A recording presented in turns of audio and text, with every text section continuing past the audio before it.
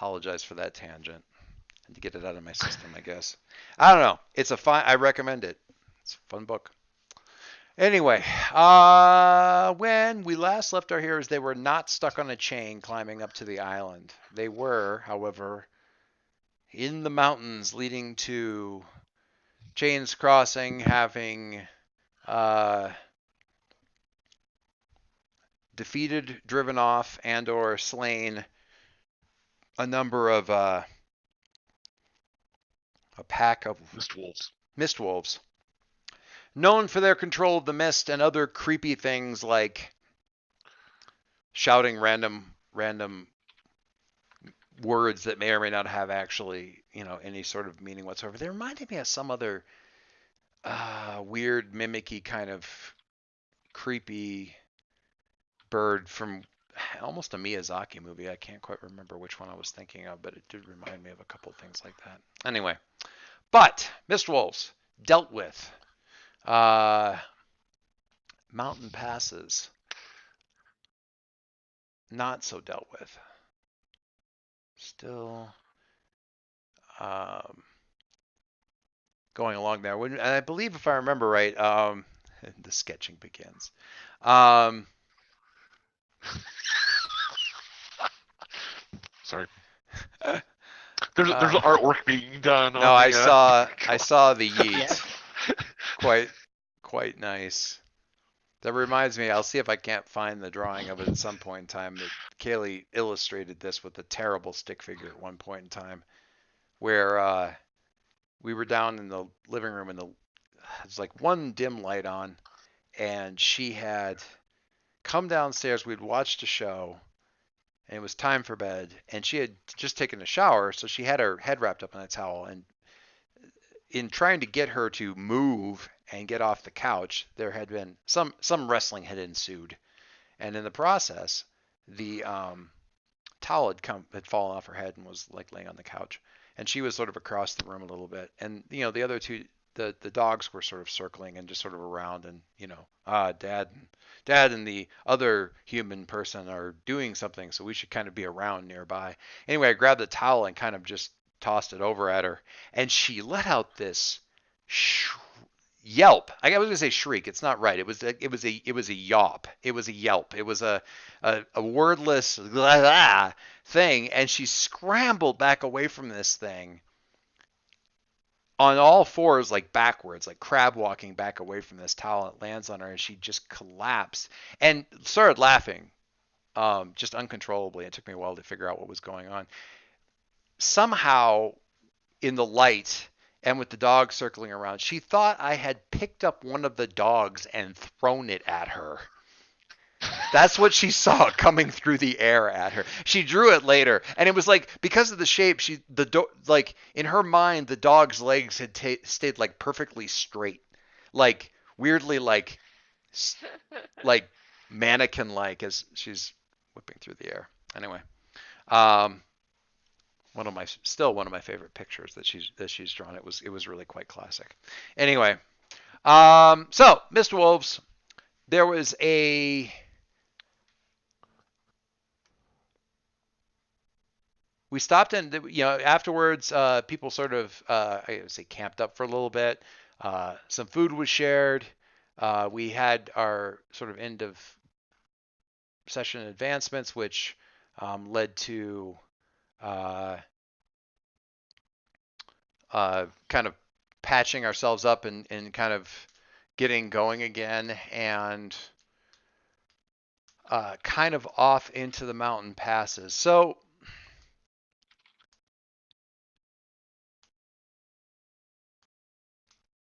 heading for Chains Crossing, with some indication that um, one of the harbingers, I guess, kind of, this seems weird to me, but that's a weird way of saying it, but sort of one of Rowan's generation of harbingers. Maybe that's a bad way of explaining it. Um, Less a cohort. yeah cohort. That is better. Um, not so much somebody who would have instructed Rowan, but somebody who was more of Rowan's peer, um, may have, he suspected, been a part of what had caused these wolves to attack, and may in fact still sort of be in the area, um, potentially causing mayhem and so forth. What was that person's name? Remind me. Myra? Myra. Myra, I believe.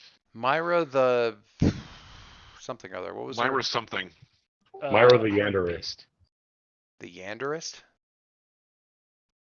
No, I'm just joking I've because seen- somebody had picked the image from the Yandere wiki from. Oh, last the time. Yander. Oh, right. yeah, James. Myra. So Rowan, is she an X or what's going on with her? Yeah. Was she an X? You had Myra Heartbeast. Heart Beast. Yep. And you had 1,000 shippers died, 1,000 depths to find out that Rowan pulled out this thing and had like sort of a friendship bracelet thing of hers. And it wasn't because you had previously been dating or something like that, but it was just because you had. How did you acquire this thing? I kind of want to have like a fireside scene of Rowan kind of telling the story of how he came to know this person. They had the same. They shared a master at one point, a trainer. Like a series of masters, really, that you guys had. Every that you didn't share a series of masters. I mean, like every Harbinger's really runs a gamut of multiple masters you happen to overlap at one point. Correct. What was the master like? Rashawn. Let's see. Rashawn Beastlord. Yeah. Kind of flighty. You ever seen The Magicians? No. No. Okay. All right.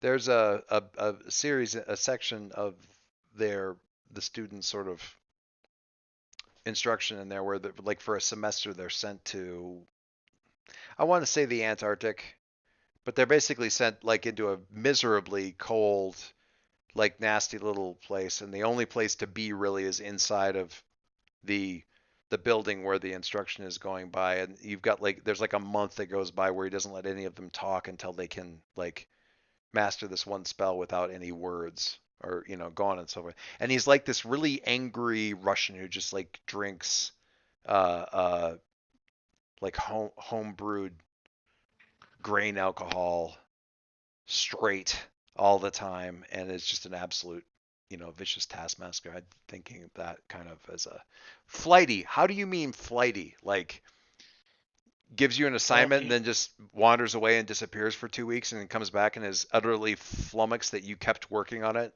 rather than just do something else? Or Well, what do you mean? His specialty was turning into animals. Oh, okay. Did he? I'm going to frame this up a little bit harder. Why were you never able to learn that trick? Or were you? But I gather you weren't? Or why didn't I you? didn't because I wasn't Rashawn's heir, or Rowan wasn't Rashawn's heir, so he did not learn all of his deep secrets of his magics. Is this the person that taught you like speaking with creatures? Yep. Any other good bits? So in a way, Anne is sort of a 2 steps removed. Two steps removed, like the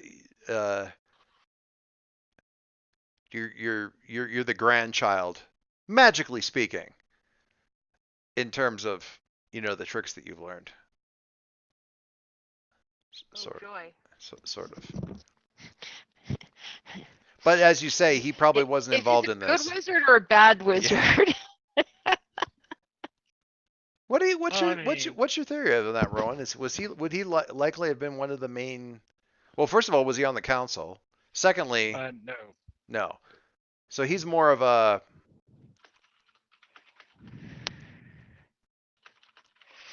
He Uh, was the uh, one who got. He was the one who got it most into Rowan's head that maybe I don't need to spend a whole lot of time around here and just sort of like let these guys do their own thing. Stay away from so Cloud Tower. stayed out of like aligning himself with the mages. In what way is he still not like probably heroically opposed to them in the way that Rowan is? Is he just kind of like, you can all just fuck off and leave me alone because I'm not interested in any of your nonsense? Or Rephrase your question if you can. he's okay, so he's not aligning himself with the council, but at the same time, he's also probably not out there working against them. And why is that? He, or at least Rowan imagined he was trying to instigate change from the inside. From the inside of the council? Well, from the inside of like the mages. I see. So he hasn't. He just okay. He kind of just stays out of the rest of it. Interesting. Okay. Just getting a little fill in and random stuff around the fire. Anybody else have questions? I've been asking a bunch of questions. Anybody else have questions to ask about this person who may or may not be causing you more heartache as you travel towards Chains Crossing? Honestly, this is the question I should have led with. So why would she be sending mist wolves against us? Ooh. Well, there's a lot of reasons that it could be. Ex-girlfriend. We're encroaching on her territory.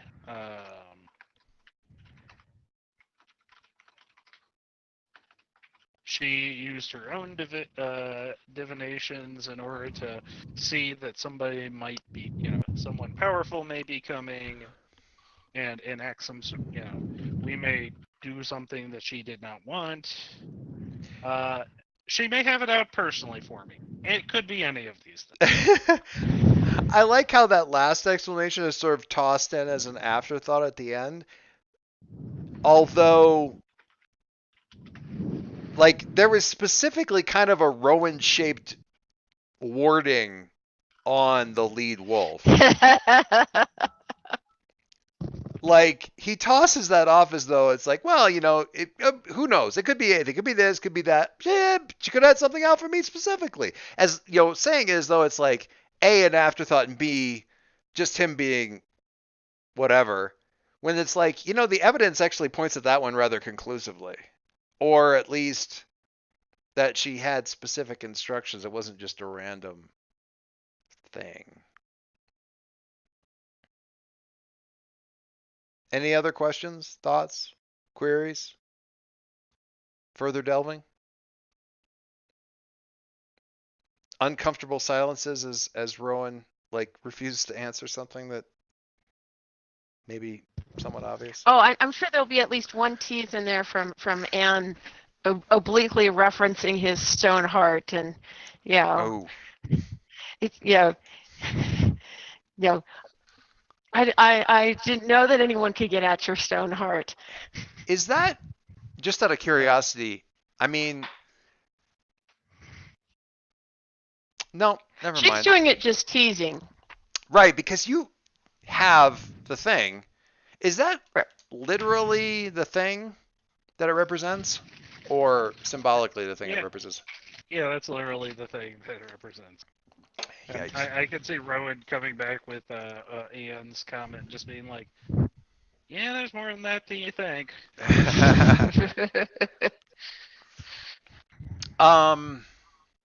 But the thing is that anytime he's already demonstrated that my having it does not inconvenience him from having it as he wants.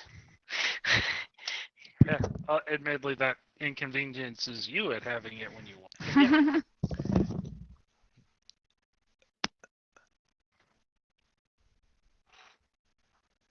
Win, do you sleep?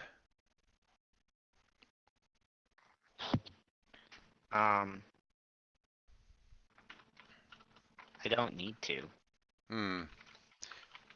I ask because I'm thinking about camp in the evening and the night and the deepest, darkest depths of the night, and whether it's likely to be Win the one that's standing guard or keeping a watch out kind of deal while everybody else gets some rest, or Is it less resting and more prowling? I resent the implication. well, if, you don't have much reason to like huddle near the fire. A fair few I can arguments not to. dream. You can what? I can hope for the nice warmth. Sure. Or remember it from many, many They years stand ago. by the fire, trying to remember what fire feels like. Wow, Or that's remembering depressing. it's kind of yeah, but I mean you picked the character, so um I mean, yeah.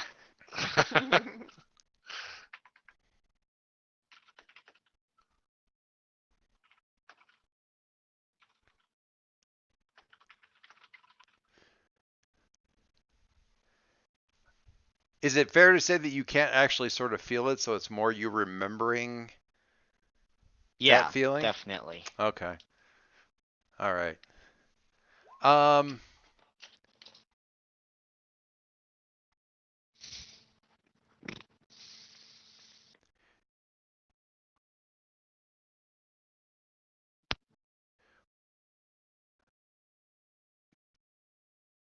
when you there's a sound that you hear while you're watching, just sort of keeping lookout kind of thing. Somebody calling for help. Um or possibly just calling out, or like they're lost, or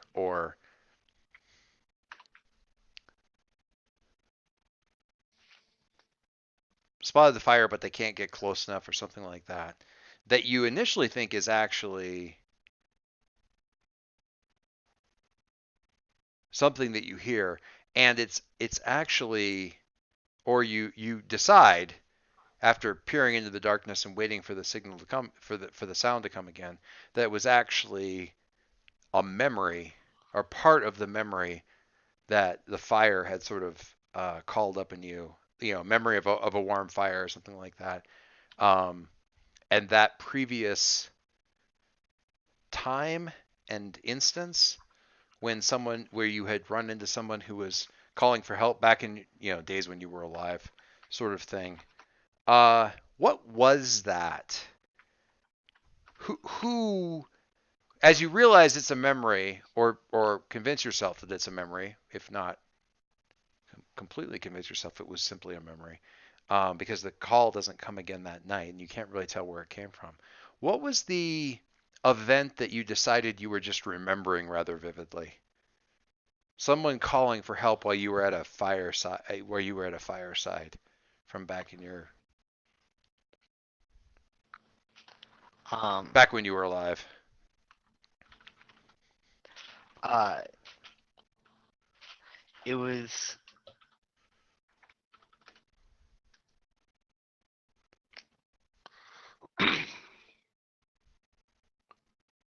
it was on one of my few trips out. I didn't leave Nelrez too often, but on one of the trips, a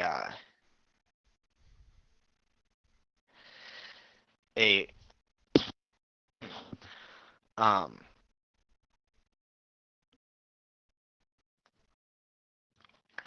oh, what was it called? Um, one of the uh a person from one of the races that didn't really like our borders Okay. um had gotten attacked.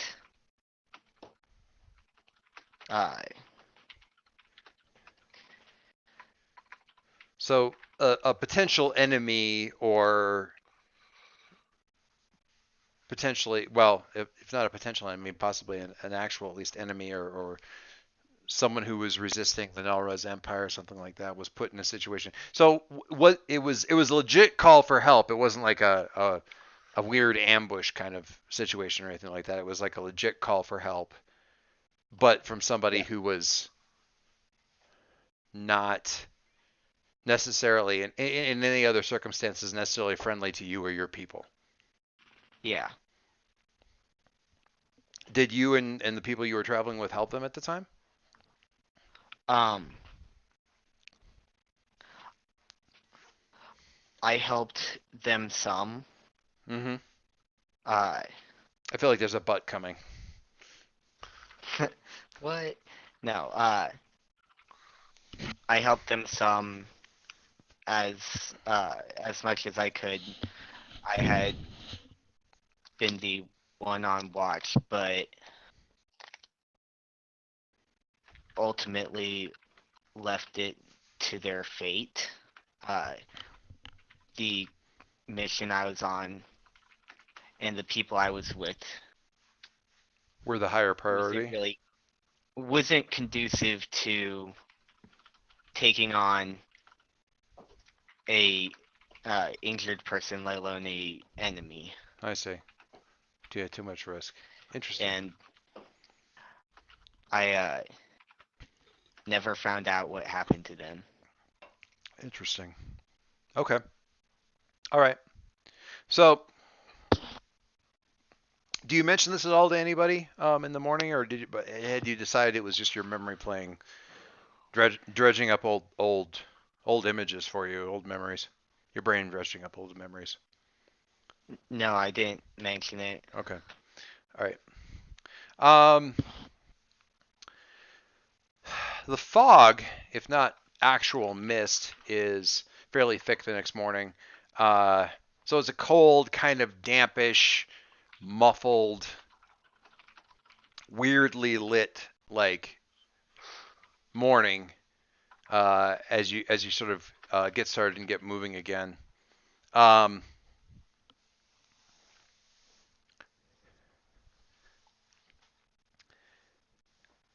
I'm trying to put a picture of this in my mind's eye. Anne may need to help me a little bit with this. So we've got Viren's riding a warg. We got the Fennec foxes. Mhm.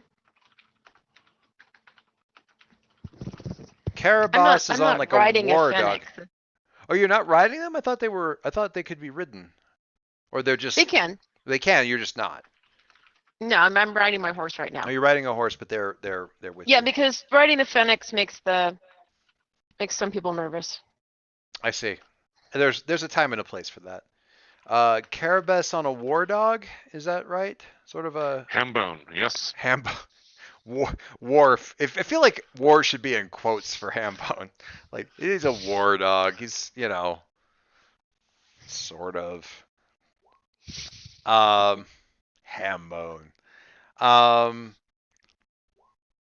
What about Rowan?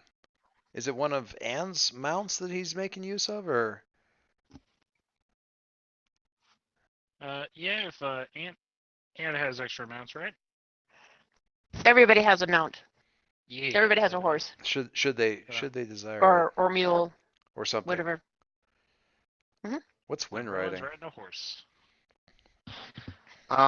The horses weren't too enthused about me. I mean, they can be made to bear you, The but mules are better. The mules are more actually. But They have less soul, so they're not bothered as much. wow. for the wow, for the most part, I'm just saying, mules are less spirited. There you go. Maybe an ox. Like an oxen, just riding an ox. Anyway, you were But going to say for the something. But most part- unusually, yeah, but the Fennecs actually kind of like him, like them because they're very curious and they like things that are different. And you have to admit that Wind's different. Wind is different. What were you gonna say you were riding, Win? How you were dealing I with was it? going to say, uh, normally I'll just be walking alongside. Yeah, certainly in the mountains you wouldn't be making, especially it's more for like keeping yourself well rested, and that's really not much of a concern for Win. Having the mount to ride, that sort of thing. So really not exactly a problem. Um,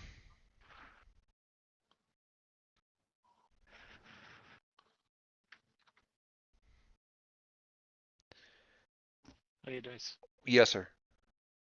Since we're kind of riding forward, Yes.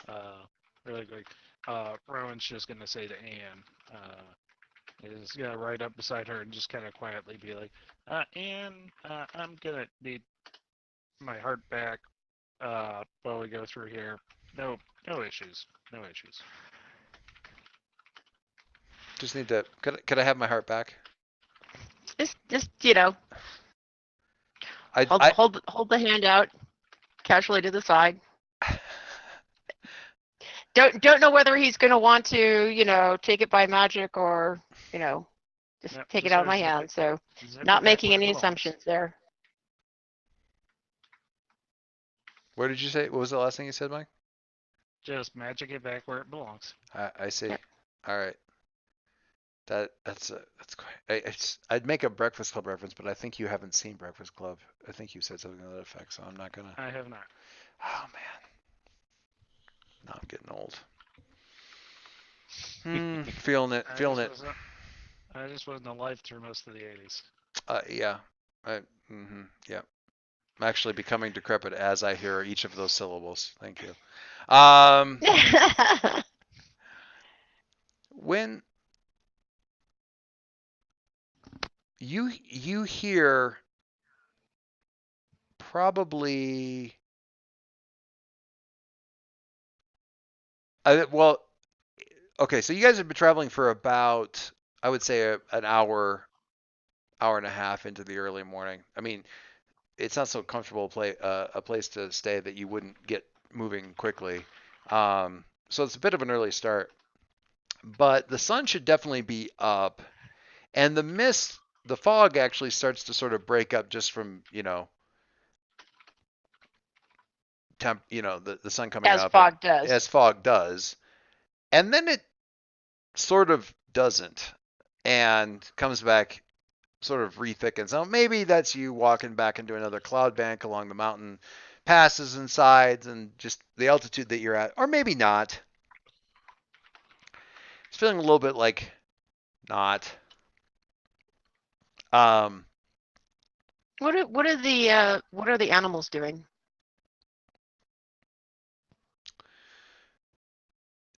The horses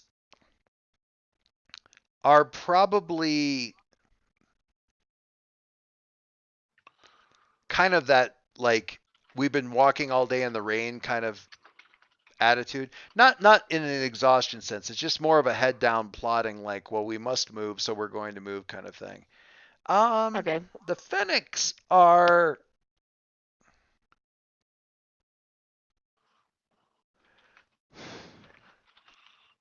I'd say the Fennecs are alert in a sort of a typical, we're out and about doing our thing in our normal environment kind of deal. Half on the hunt, half looking out for something that may be hunting us. Kind of just the general wild animal awareness that you would get, and this kind of thing. Not particularly like we must be immediately on our guard for anything, but just generally aware. The warg occasionally does this very, I'm going to say this is a weird behavior for the warg a little bit. It's not growling. There's no warning growls or either like warning to the master that something is about or warning to whatever may be out there. but every so often it'll perk up its ears and kind of turn its head and look out at nothing while it's walking, or even stop for a second, and then kind of go like just one little like half huffed kind of, not even quite a bark, just a weird kind of and then keep looking, and then just turn and keep walking. And this happens a couple of times as the morning progresses. The fog does not really break up, so you end up in this sort of sunlit bank, like fog bank, where it's, the visibility isn't any better, but it's almost worse than the normal lack of visibility from sort of a heavy fog or a heavy mist, because it is lit by the sun. So it's some sort of like snow glare. yeah, or you can't see very well because of the snowfall, so you flip your lights from low to high beam, and it's so much worse. Because now all the sun, now the lights are bright, and the snow's picking it all up. Kind of thing. So it's a very, I don't know. It's a kind of effect you would see, to my mind, in quite a few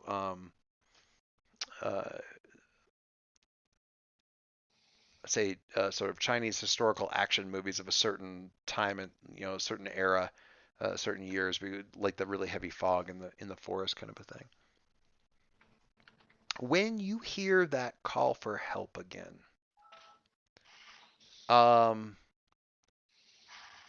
sort of like somebody calling out, like from a fair distance, like you figure a couple 100 yards, wait or help or I'm here, something like that. But more importantly, you see Viren's hear it. And the wolf kind of pauses and looks that way a little bit and does a little huff thing. And Viren's, this time, at least, sort of frowns that direction. It's almost exactly what you heard last night and convinced was in your memory. But this time you actually see someone else react to it. What do you do? Or say, or...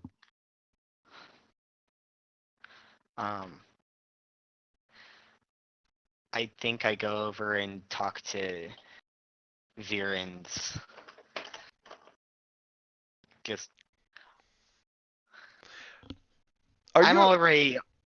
Go ahead. I'm already on edge, given. Well, the mist has that Even kind of if- effect even on the strong-minded. It's hard to Yeah, stay but, like- calm in this in this kind of environment. No, it's more the hang towards the place that I was always told as a kid we never go. So, like, whoops, hang towards King's Crossing. Oh, I see. Right. Which, so conferring with Viren's, just So you're saying the O'Hare like generally didn't go to Chains Crossing, or it was considered like a. Talk to me more about that, because I'm curious about that. If this wasn't really an O'Hare place. it was originally, but we left it. So it was a We not very rarely travel back. So it was a not O'Hare place before Nilruz fell. Yeah. Oh, interesting. Interesting. I did not realize that. That's really cool. So you're a little bit on edge anyway, plus the mist, which we've discussed in the past, has sort of insidious and unpredictable effects depending on, what's happening and who's in the area and stuff like that. So you go over to, are you a particularly tall person? Because Viren's is up on the, I'm just wondering where you, like, is the top of your head near his knee, or are you, taller than that, or I guess Um, in my mind this warg is like the size of one of the wolves from Princess Mononoke. So maybe the warg's not that big either. But Uh, how big is Win? I guess at height. well, I was going to say before you gave the Princess Mononoke wolf size. Well, I'm not sure Uh, if that's accurate. Bill should certainly speak up and level set Maybe with the wolf. maybe not freaking massive, but big enough to qualify as like a big war horse kind of thing for somebody of Varan size, which is larger than human. Certainly, yeah. So that's still pretty. Not the leader wolf, not the Gillian Anderson wolf, but the one of the younger ones for sure. Yeah. Yeah. It's a good sized wolf. Yeah, I would say. That's why the Fennec likes to play with it. Oh God. Um, It's actually really cute. wow. That's because it's a fennec fox. Once you get No. past the fact that it's way larger than it should be. No, the Fennec's playing with the warg. Actually makes the I warg know. kind of cute. Makes the warg cute. Wow. No, I would say that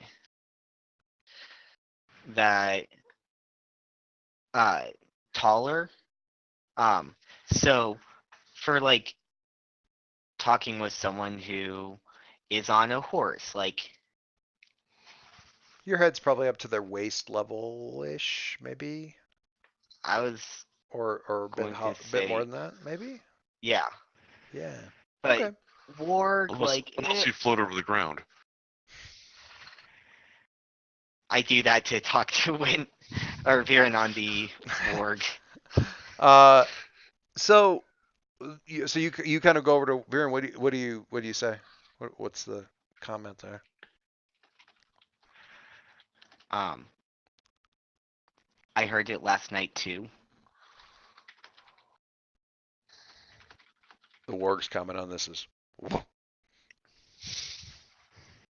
Well, did you check it out?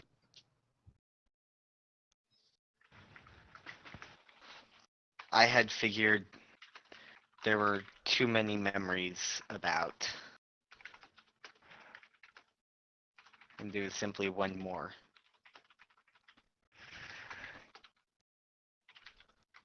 Well, we should go just in case. Yeah, yeah, probably. It's kind of the sound came from like you guys are on a pretty clear trail. Could be used for wagons if it needed to be.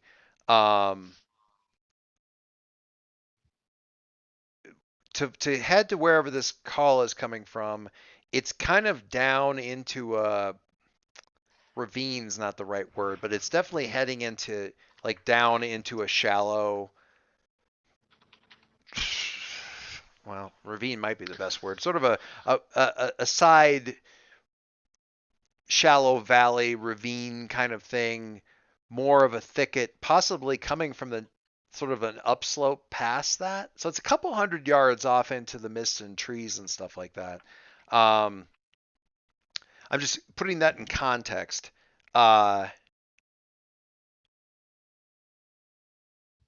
Viren, is your suggestion that like which we are you referring to?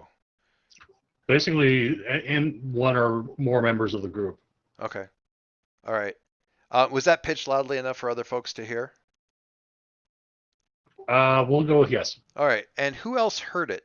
And this is just show of hands. You guys decide. Who else would have heard this? Like sort of call for help, call for something. I think that Anne would, just because she was already kind of paying attention to the animals and Or the probably glanced over towards yeah. the warg. Or the Fennec's ridiculous ears perked up and rotated the same True. direction as the other two are looking. You're like, well, you may not have heard it, but something was definitely audible out there, one way or the other. Interesting. Okay, so Anne would at least know that something had happened. What about Carabas or Rowan? Kerbis probably didn't notice it, or if he did, he attributed it to just weird sounds in the mist. But if there's this general edginess going on, then his tail is bushed up a little bit as he's kind of Right. looking about. But you didn't hear words. I didn't hear Such. words, and probably just presumed anything weird I heard that sounded like it might be something, trying to entice people along, is something trying to entice people along, and therefore should be ignored. All right. Rowan. Yes. Rowan's on edge, so weird noises definitely gonna get his attention. Definitely. Probably Do you think you heard what Virens and Wynn heard, which is like somebody actually calling out, or just Probably not. okay. All right. So, I thought you were asking whether we heard what Viren said. oh, I'm sorry. You're absolutely right. That was super unclear. I don't think that was really in question. Viren was pitching it so the rest of you would hear. You heard that part. What I'm wondering is if anybody else, other than Viren's and Wynn, caught the call out from out in the mist. Okay. So I'll stay with if I didn't hear it, I noticed that the animals did. Yeah, the animals at least somewhat reacted to. If not the horses, then certainly the foxes. Carabas is sort of like, yeah, no. Rowan's the same way, but still on edge, but not the specific thing. Okay, so you did hear is like Viren's and Wynn sort of talking softly, and then Viren saying, well, then we should probably check it out.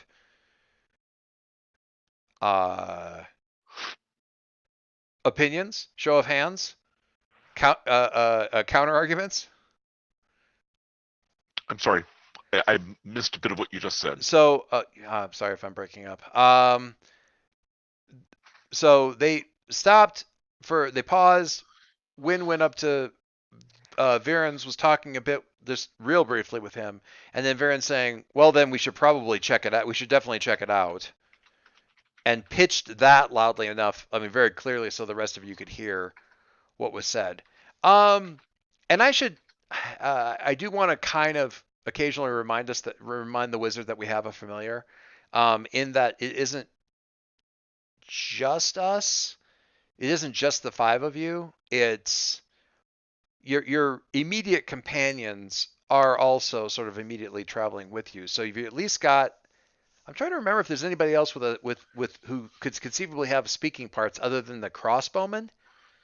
Does anybody else have companions with them, like with speaking parts, sort of speaking roles? Well, and remember the animals would if the animals were talking, then Sure. You guys have the means to do that. I can't remember if there's any other people with you necessarily at this point, other than I can't have people. Right. I don't think anybody else. I don't think anybody else You has. wouldn't like the people I could have. Yeah. Not that I'm bitter. I don't think anybody else has necessarily people with him except for Viren's with his crossbowman. Is that correct? As far as I know, yeah. Yeah. Okay. I just want to make sure that's right. So he's gonna say he's riding in the back and not really saying much, but he's certainly watching. He definitely did not hear this. So anyway, Viren's pitches it loudly enough to say we should check it out. Does anybody say anything contrary wise to that, or I'll stay here and guard the horses?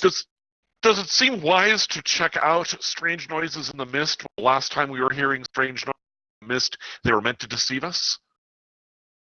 Just asking. Idle question. Hypothetical. Consider it a more Just pondering. think of it as a trolley problem. A what? Never mind.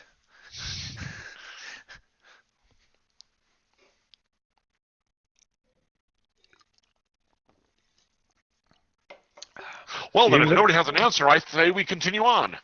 Even if they're intended to deceive us, all that have tried to stand before us have fled.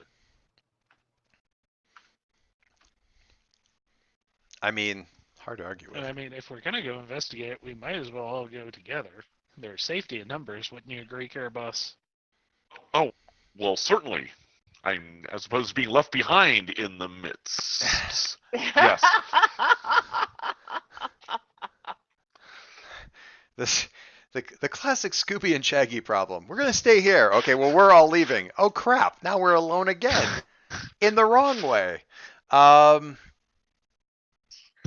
And not a sandwich or Scooby snack to be seen. Well, if everyone thinks we should go, then we should go. I'm just saying, mysterious sounds in the mist are not necessarily what they appear to be. that's fair.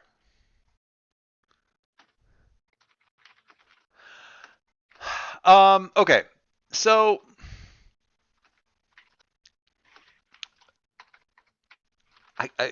Viren's very matter of fact about this, so I'm gonna, kind of put him in. When are you staying up, like, sort of along with Viren's on this?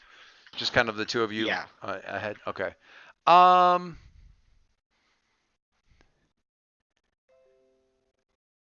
Carabas kind of reluctantly bringing up the rear. I mean, does that sound Sure. sort of? I'm just trying to letting everybody like really truly commit to this. It's like, we really are all going. Yes, there you go. Hello, Anne. Yes, nice. Thank you. Yes, lovely horse you're leading along there. Very good, very good. I guess we're just really all going. Oh, wonderful. Yes, and here's yes with the crossbow. Lovely. What was your name again? Actually, I don't care. Right then, just if not saying it, then just sort of mentally playing out. This is really happening. We're just gonna leave this perfectly good trail and head off into the. All right then. Rowan, doing anything in particular with this? And Anne's about to say, or maybe I'll just shut up and let Anne say what Anne was about to say. Oh no, I was just gonna say something about how nice and heroic it is. Pile on Carapace a little bit.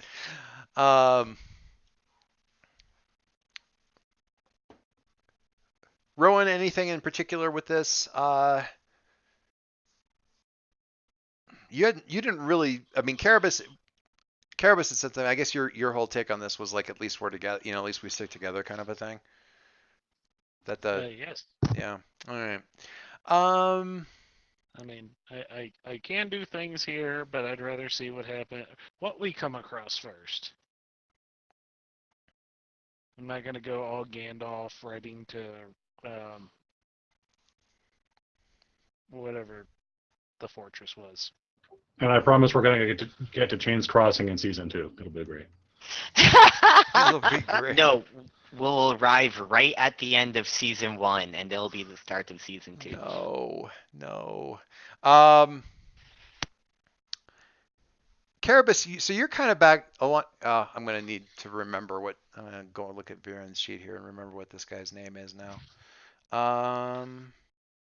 Ambarto. Ambarto with his clever cowardice and crossbow support. For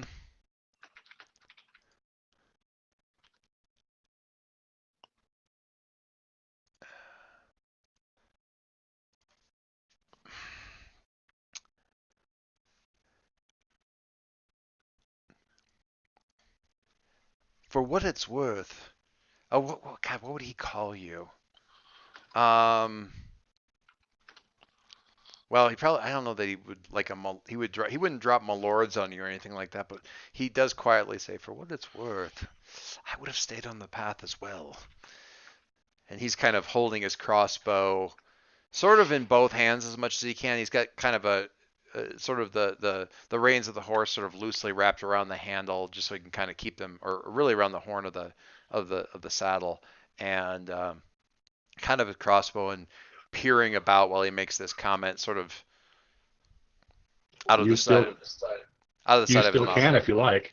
No, he's saying it. He's in the back. He's saying it quietly enough. He's just sort of murmuring it to Carabas as they're sort of bringing up the rear. So there's a good couple, I'm gonna say 2 or 3 horse lengths back from. He's not gonna say that when Viren's can hear him.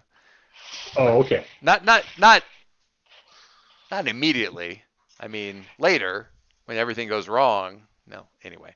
But he does kind of lean, sort of sotto voce with Carabas. Just kind of, I would have probably stayed with the road as well. Well, it's not like being a hero requires just wandering into every trap that's being spun. That that is exactly what I am. That is an excellent point. You are all very heroic. I am here, um, uh, and I suppose that's a type of heroism. But we don't even know. Maybe they didn't even really hear anything. The ghostly one thought he had imagined it. Maybe he did. Maybe he imagined it now. Maybe the myths just echo these sorts of things back. Have you heard anything Well, strange? if it's just imagination running away with us, then there will be no harm or danger. But stay vigilant. I've heard I grew up in Red Valley. We know the terrible things that can happen in the mist. I have heard stories that would turn your hair white. And he kind of looks at you, sort of double takes. Hair, all of your hair, like all of it. Very like. It's very. Yes. I understand what you mean. So you guys are kind of having this. I think probably Anne and her wagon train, or the other animals, that sort of thing. Probably Rowan and the rest of them. You guys are winding down a little bit into this uh, depression, this ravine, uh, and it's a bit of a channeling a little bit of our recent my family's recent game time here. We share a server on which to play Minecraft, and there's a lot of desire for exploration because like cool biomes. You want to go find an ocean or something like that. And while it sounds really good on paper to get on horseback and go riding because you can travel, cover more ground to get further afield and see that, it's actually terrible to go exploring on horseback because there's two things you have to, there's two things you have to keep track of because the horse keeps like hopping off when you have to cross a river or whatever. And also getting through trees on a horse is a pain in the ass. And this I can actually say with some personal authority is actually true in real life. So good job Minecraft for coding it to be an absolute pain in the ass to like get a horse through, uncut forest. Yep. It is just not fun.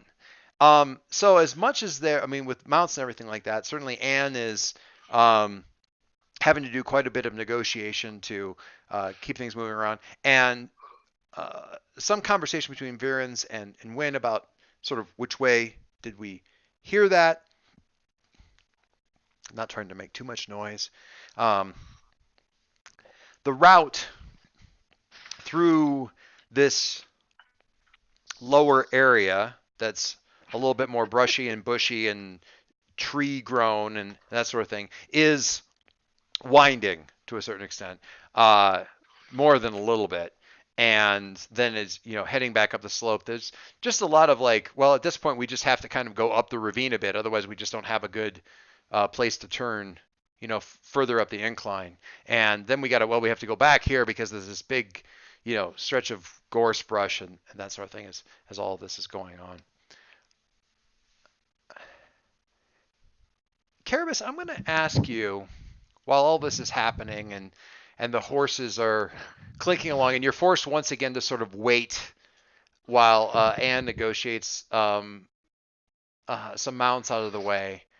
I am going to ask you to give me a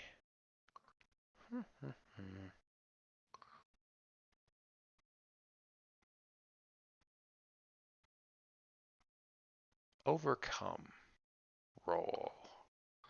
An overcome roll. An overcome roll. Which is blood.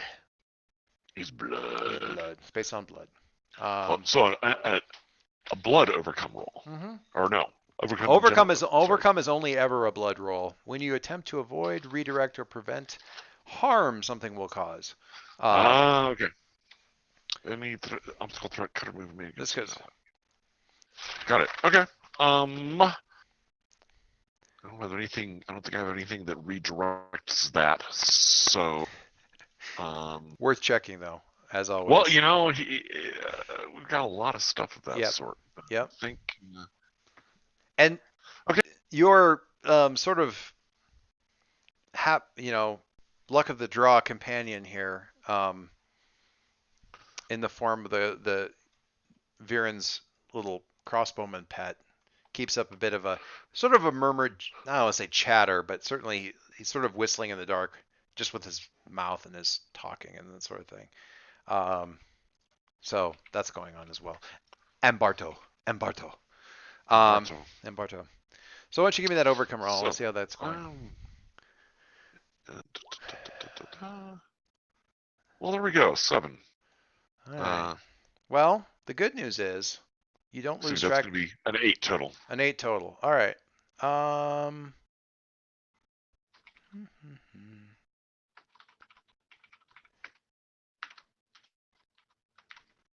right. The good news is you don't lose track of Ambarto. These should go away. Thank you. I'm not going to open that. Thank Kate. She's the one that loves you. That's very nice of her. Thank her for me for bringing that home.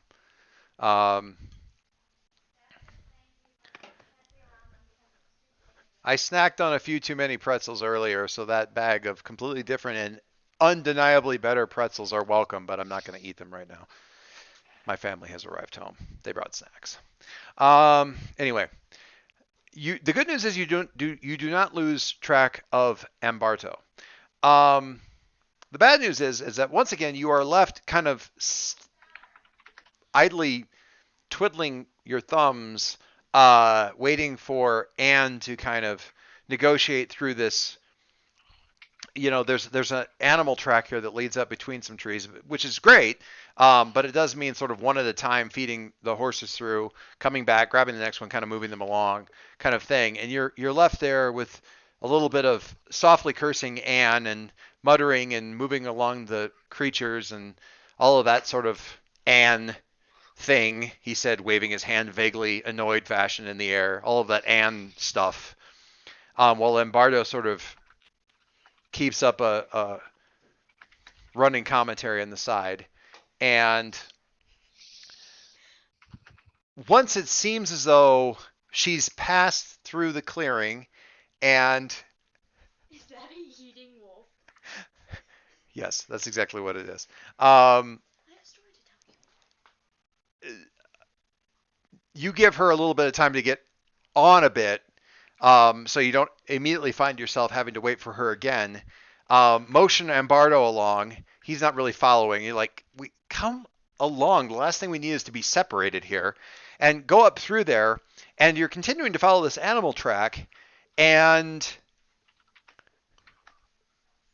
because obviously they're moving slower than you are because you keep running up against them, expect to quickly come up to the hind end of some horse or mule or whatever that's Which, up ahead. given that I'm riding on a war dog, means I'm literally in the face of the Yeah. tail end, which is why I'm not in any great pushing hurry to get too close. forward. Yeah. Yeah. Nothing like being face to face with an ass's ass. And that initially there's a bit of a relief there that you're not immediately faced with that. It's like, thank God for a couple of moments of just untrammeled movement without having to constantly, it's the horseback version of stop and go traffic, right? And you're just kind of glad Right. to have a moment of free. And then there isn't, like, there still isn't traffic. And okay, well, and then there still isn't. You're still on the animal track.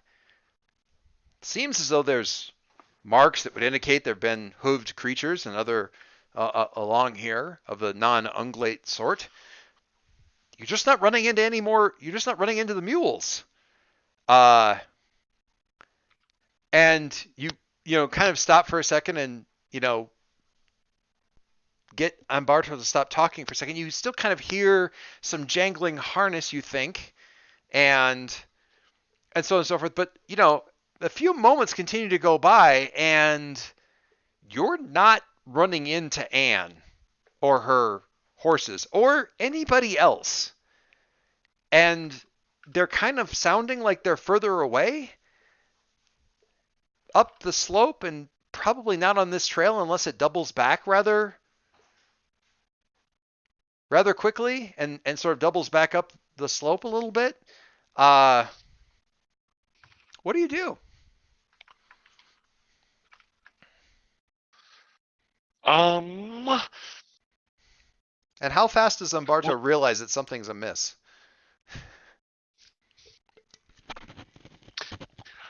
I'm going to let Umberto natter on because that seems to be what he does. He seems to be, he's perfectly willing to stay close to you and not really pay that much attention to where he's going because he's following, you. Right. Yes. Well,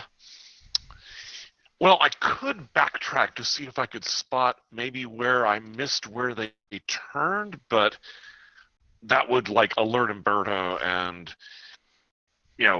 I'm sure that these tracks must cross each other sooner or later. So I will, encourage Hambone to trot forward, maybe at a little greater speed. If need be, I might. Well,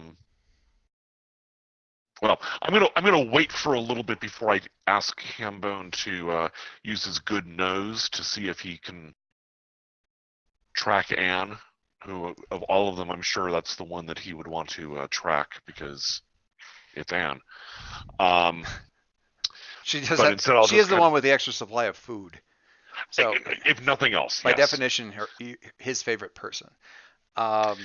So I will just kind of encourage him to kind of trot forward a little bit faster so that we can try to either catch up. And if I've got a sense of what side of the trail I'm hearing these noises from, I'll kind of, see if there's a path that leads that way along from the path that we're on.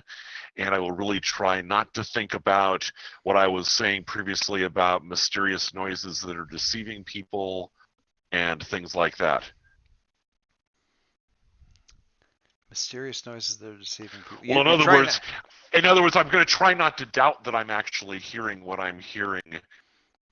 Of jingles of tack, off to the side or tantalizingly close and then further away, and how all of those things in the stories go. Right. Hambone does seem, if you give kind of Hambone his head and let him move along, it seems fairly promising for a bit, and until he ends up sort of at the base of a tree trunk, like a big tree trunk, and sort of snuffling around the base and sort of digging at it like some sort of truffle hog digging for something in the dirt, and clearly not following. Clearly, Anne is not underneath the tree. Yes. No. Although he seems to have found something in there that A, he's very interested in, and B, you're absolutely sure you do not want him rolling in. Yes. Hambone. Howling back. Yes, I love you, dog, but geez, you are a dog. Hambone, find Anne. Anne. Sniff, sniff. Find Anne. Hambone's kind of his ears go back towards you, and then his head kind of turns up slope a little bit. And he suddenly kind of perks up, and his ears kind of go, and he looks, and he's just staring up into the mist and goes, "Whoa." And we're gonna pause there for just a second and switch to somebody else. You're not at all sure that what he was just reacting to was Anne. Yeah. 1 second. I gotta talk to my daughter here real quick. So, Dave, go back to character creation. That's what I'm hearing. Bye, Carabos. And the I love you. Carabas, Bye-bye. and the Carabas that's narrating all these stories to the Kitlings is an imposter. It's Carabas's ghost talking to the deserted ruins of the Shire, to the ghosts of the Kitlings there in. Anyway, yes. He's like, I really admire Win a lot more now. I really get where that guy where that person's coming from. So Win, this being an immortal spirit thing, does it get more interesting? No. Well, that seems like a rather final answer. I've been doing this for a lot longer than you. Yes, and it's done so much for your disposition. Well, excuse you. I didn't want to leave the path. And I'm back. Well, of course, like who am I gonna get lost faster than the person who didn't want to leave the path in the first place? Like as soon as he realized what's going on, he's like, ah, damn it. What I missed what was the thing you said to Anne just as I was like flipping my mic off? There was some comment. I think it was to Anne. Just as I was saying, I'll be right back. No, he was talking to Win. Oh, okay. What was it to? Well, we were joking that this is the end of Carabas and he's a ghost now, and so And actually, the Kitlings in his journal You're getting out of range, really dear. are a really sad, tragic haunting of the Shire, and this lonely ghost trying to talk to people and tell them about his life. The I don't know if you guys have ever read D20 Monkey. It's a sort of a gaming related webcomic. Brian does a lot of illustrations for various game books and stuff like that. It's quite a lot of fun. But his webcomic frequently goes back and forth between like sort of real life drama of this group of nerds that are now adults and trying to adult and that sort of thing, and then whatever game that they currently have going on. And the current bit is that everyone's like kind of older and a lot of stuff. It's really hard to get together for a game, and this thing's just kind of like not really working out. And one of the longtime players who only ever tried to GM once and it went horribly decides he's going to step up and volunteer to GM a sort of a one-shot thing for the group. Continuing the adventures of this fantasy group of this group for the like sort of the fantasy D20 D&D group that they have after one of them was killed, and revenge will be had and all this other kind of stuff. And he's a classic old school kind of D&D guy, so he unpacks. Nobody's actually nailed it down specifically what it is, but he unpacks some old school D&D module and like sort of reworks it for 5e and is kind of and they do a wonderful thing where, because he's kind of a new GM and everyone's got his personality so clearly etched in their mind, that literally every single NPC they meet in the game, the artist is drawing that NPC as though it's the GM basically in a new outfit. Because he's so Brett that you just can't not see Brett. The captain is Brett and the barmaid is Brett and everybody's Brett. But the first fight starts and it's looking like a massive TPK. And the comment section it's a lot of people who have known this guy for years, and they're all like theorizing that like the game, like the whole point is to kill everybody and have everyone continue as ghosts. Like, is that is he just going to kill everybody and we have to go through because it's really seriously not going well at all. And the guy's playing very hardcore old school D&D. So yeah, Carabas, just continue as a ghost. I'm sure there's a playbook for it. Oh wait, Wynn's already playing it. Yeah, you're screwed. Anyway. So Wolf in the distance. Dave, I think you're muted or too far.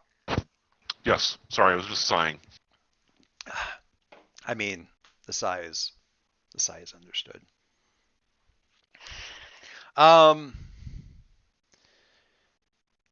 Virens and Wynn kind of in the lead there. Rowan providing that connective tissue really between you two sort of in the lead there, and just making sure that Anne is still keeping up, and occasionally Rowan's, would you be heads up enough to say hold on a moment, Anne's still bringing along the pack animals kind of thing, or are you more? Is your attention more out in the trees and the mist around you than on Anne specifically? Oh no. Rowan was on high alert for dangers that were not the party. Dangers that were so you're all outward facing at this point in time. Correct. Okay. All right. Um.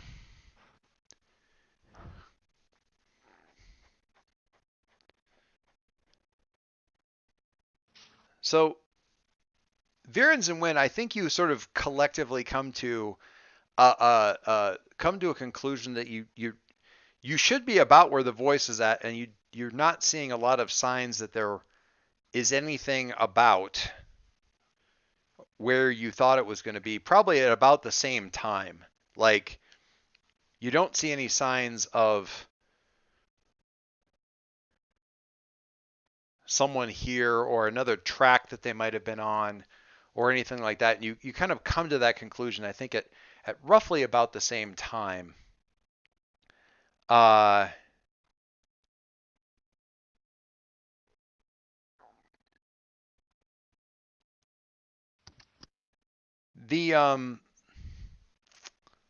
gonna check and see where everybody else is though at that point in time.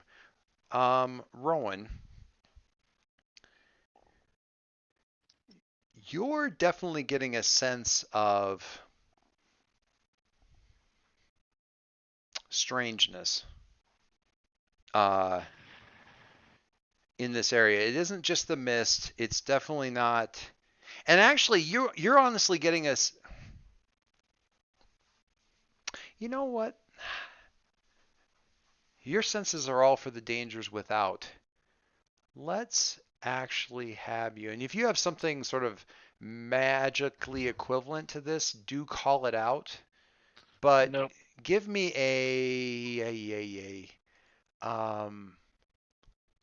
Look closely. look closely, please. All right. So that is sense.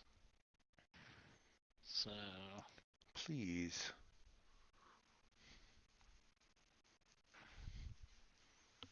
Probably not breaking your heart to roll sense, I don't imagine, but.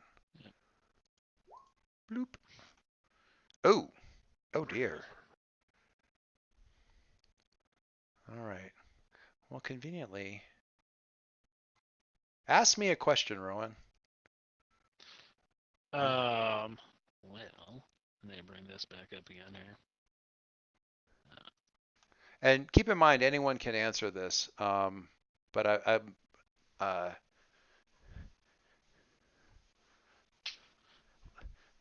let it be stated that something along here is probably going to lead Rowan astray. But the answer is still the answer. So. Yep. Is something hidden or out of place? If so, what looks suspicious?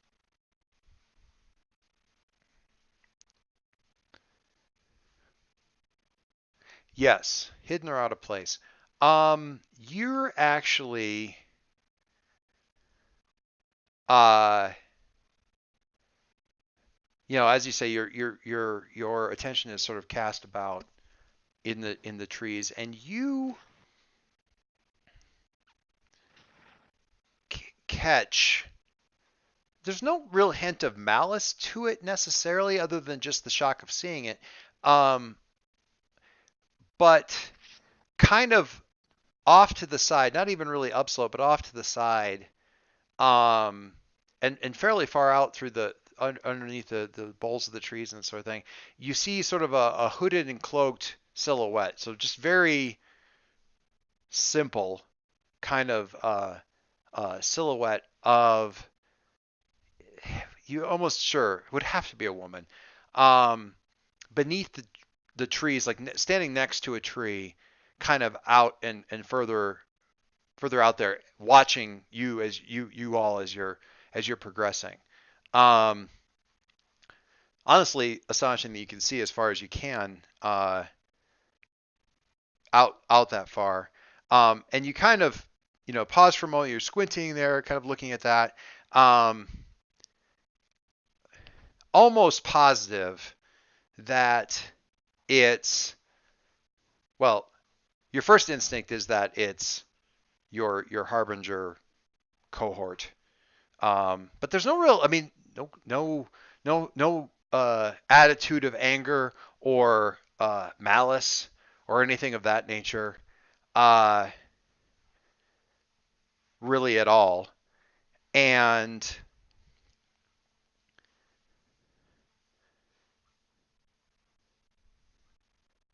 the so the first really thought that occurs to you is that she's taking this opportunity to speak with you, that she wants to talk, and uh, there's an opportunity there to learn more about what's going on, find out, like, maybe it was all a big misunderstanding uh, with the whole wolves thing. Maybe that was just the wolves being wolves. Might have just been dumb luck.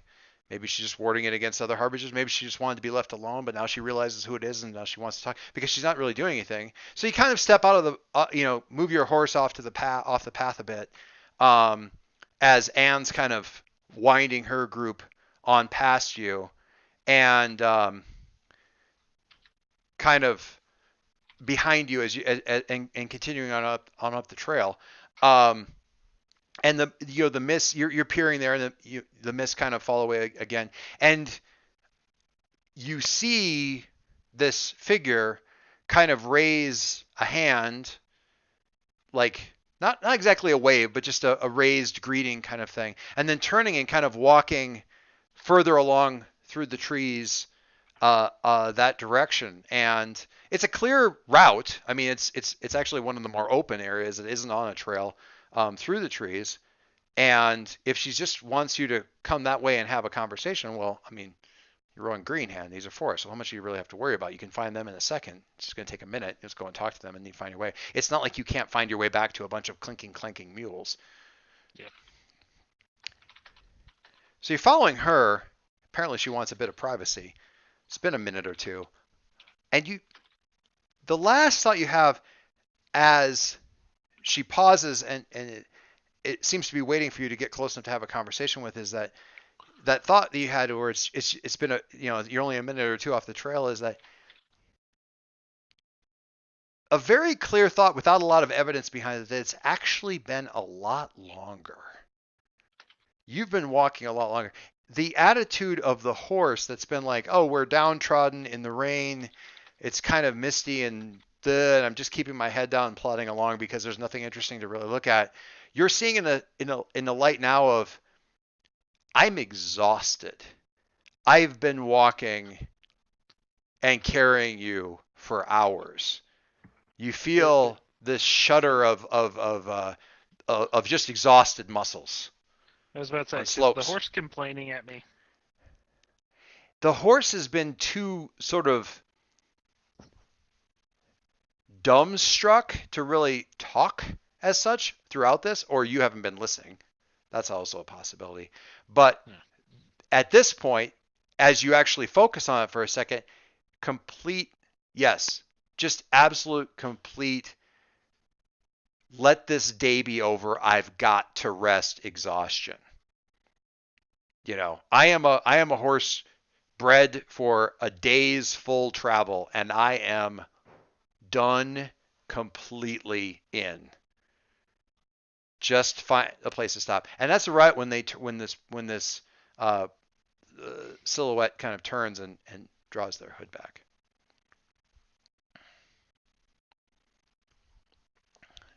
Anne. Yes? How are you doing?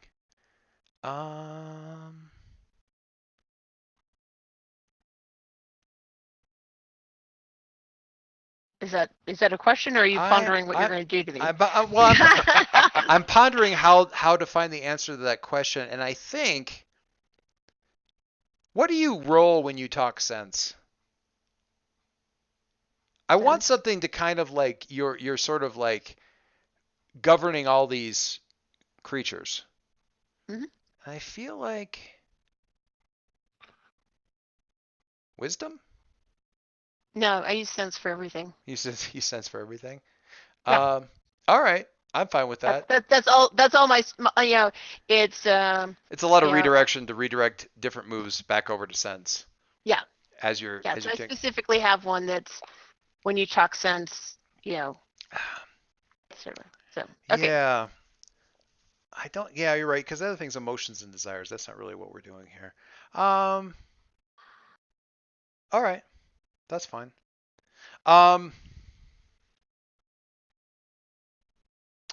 So yeah, why don't? Because this is really more about you keeping all of your charges together. Okay. So let's see how that goes because that's been, and for whatever reason, due to distractions or whatever, you're not getting a ton of help from the other members of the fellowship with regards to this. But Okay. so let's have you talk sense. I think no matter what I rolled, that's good. Yeah. Yeah, I don't think you could really roll anything and have it turn out to be too terrible.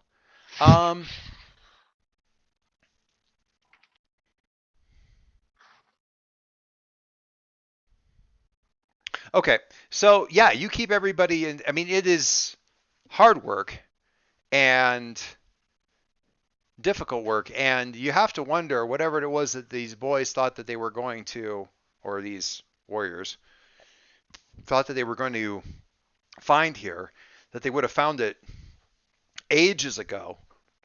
But you're Wrangler Ann, and by you will by God wrangle. You come upon or kind of fully catch up to Virens and Win as they're where are you guys? Like either one of you speak up or Anne, honestly, where do you come upon them? Like where have they pulled up and said we're not going to find this person? Like where whatever was here, I don't think they're here. Is it? Are we in a clearing? Did we just finally hit a blank? Or at the Yeah, I the would say top that of a it's probably a ridge? clearing. Like some sort of bare spot where you can kind of look back and see Actually, out you know of what it. it is? It's at a stream where they pause to let the horses drink, Okay, and they're focused on something other than just the trail in front of them. so kind of a yeah, the stream sort of back at the center, like another depression. Actually, maybe not even the same ravine. You thought you were going upslope, and then now we're at another stream, so you're in a little small ravine type of thing, and so they're watering. You brought them up, and you know most of the animals, although your role is good enough here that there you can see in the movement of the animals that you bring up here that several of them are tired enough that they're not even really approaching the water. This is not the body language of animals that have been out like on the trail for what would have been a couple of hours. Okay. This is like end of day body language, except for the Fennec. The Fennecs are fine-ish. Yeah, they're fine. But they're weird. They just don't act like regular creatures in lots of different ways. So there's a lot of, and you say this in the animal speech kind of way that you know there's a lot of groaning, there's a lot of moaning, there's a lot of like should be done soon, rest soon, food soon. You know, they're both their body language and their language is definitely that of, you know, we should be near the end of the day kind of stuff. It doesn't seem like it. The light's the same. Probably. But yeah, the animals are really quite tired. And you've probably been out in the trees for maybe, well, now you're not so sure, but they shouldn't be this tired. Or maybe you're Right. just not remembering it right. Maybe you've been too distracted and not realized how long it's been going on. So the three of you together, and because of Anne's talk sense thing, talk sense thing, I think she'll be the first to like look around and go that notice immediately that the others are missing, which says something also about Virens and Wynn sort of being focused on this particular task without immediately noticing that the other folks haven't piled up. But you and in your mind, Rowan was ahead of you this whole time, so should have been here already. Right. And then you check behind you, and there's no Carabas grousing along behind you. So So this hasn't been a complete loss as a trip. That's good. Ouch. Oh, another sigh. Let's sigh. Ooh, another cat character. Sort of a mix of Puss in Boots and Pepe Le Pew. Lovely. Let's sigh. Anyway.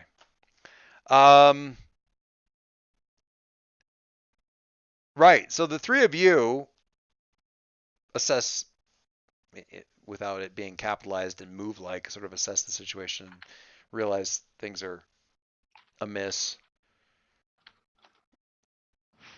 Talk amongst yourselves.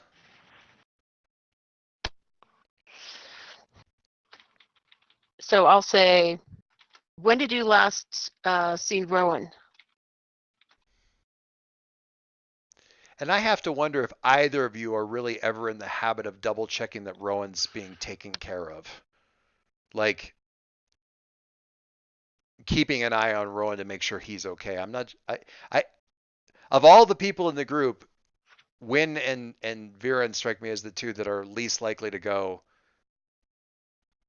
Does Viren's need help? Or sorry, does Rowan need help? It's But- not whether Rowan needs help, but Virens is a guardian from a race of guardians, Sure, yeah, basically. And that's so, true. And Win is, I think, in kind of the same boat. So whether we think Rowan needs help, I think we'd certainly keep an eye on where Rowan is. Right. That would be like saying, and let one of the horses go missing. Fair point. Fair point. I'm not sure that you guys can necessarily answer that question. Maybe, and if you want to, I suppose look closely, you might be able to sort of examine your what you've been up to. But my mind is so initially in the headspace of you've been kind of on this, focused on this, find the person that we're trying to find so we can get back to the rest of our journey. That you may not have just been thinking about that at all, but if you want to kind of delve into that and see if you can sort of figure out what. Yeah, I'll roll that. All right, look closely then. By all means, let's see if we can get some information. And are we working together and therefore get hope or not? I would say yes. I can help, but I don't think. I don't know. How does that work with Win? Well, you don't all have to be. It's a matter of if you guys are working together, you have bonds. I think Anne and Virens have the right kind of sort of, guardian / caretaker bonds, both with the group and with each other. That it makes sense for you guys. Yeah, you can have. I think you can roll with hope. Let's give you some insight here. Three of you together, rather than separated, is strong in this particular situation anyway. So yeah, let's have you roll with hope, which is probably just as well. Holy free holies. Okay, so a 7 on that gives you 3 questions from the list. On a 9 minus, you find one of those questions out the hard way. So. All right, so what is going on here? Something in the mist has. Something seems to have separated your group in a way that. And to a certain extent, clouded your minds a bit. Tunnel vision, overwrought focus on particular things and less so on others. Not dulled you necessarily, but just kept you focused on certain things. And it seems to have drawn your group apart. Not least because looking at the terrain around you from your vantage point and looking around and really thinking about it with a clearer head, you've traveled several hours and you're just not recognizing terrain that looks very much at all like where the trail had been.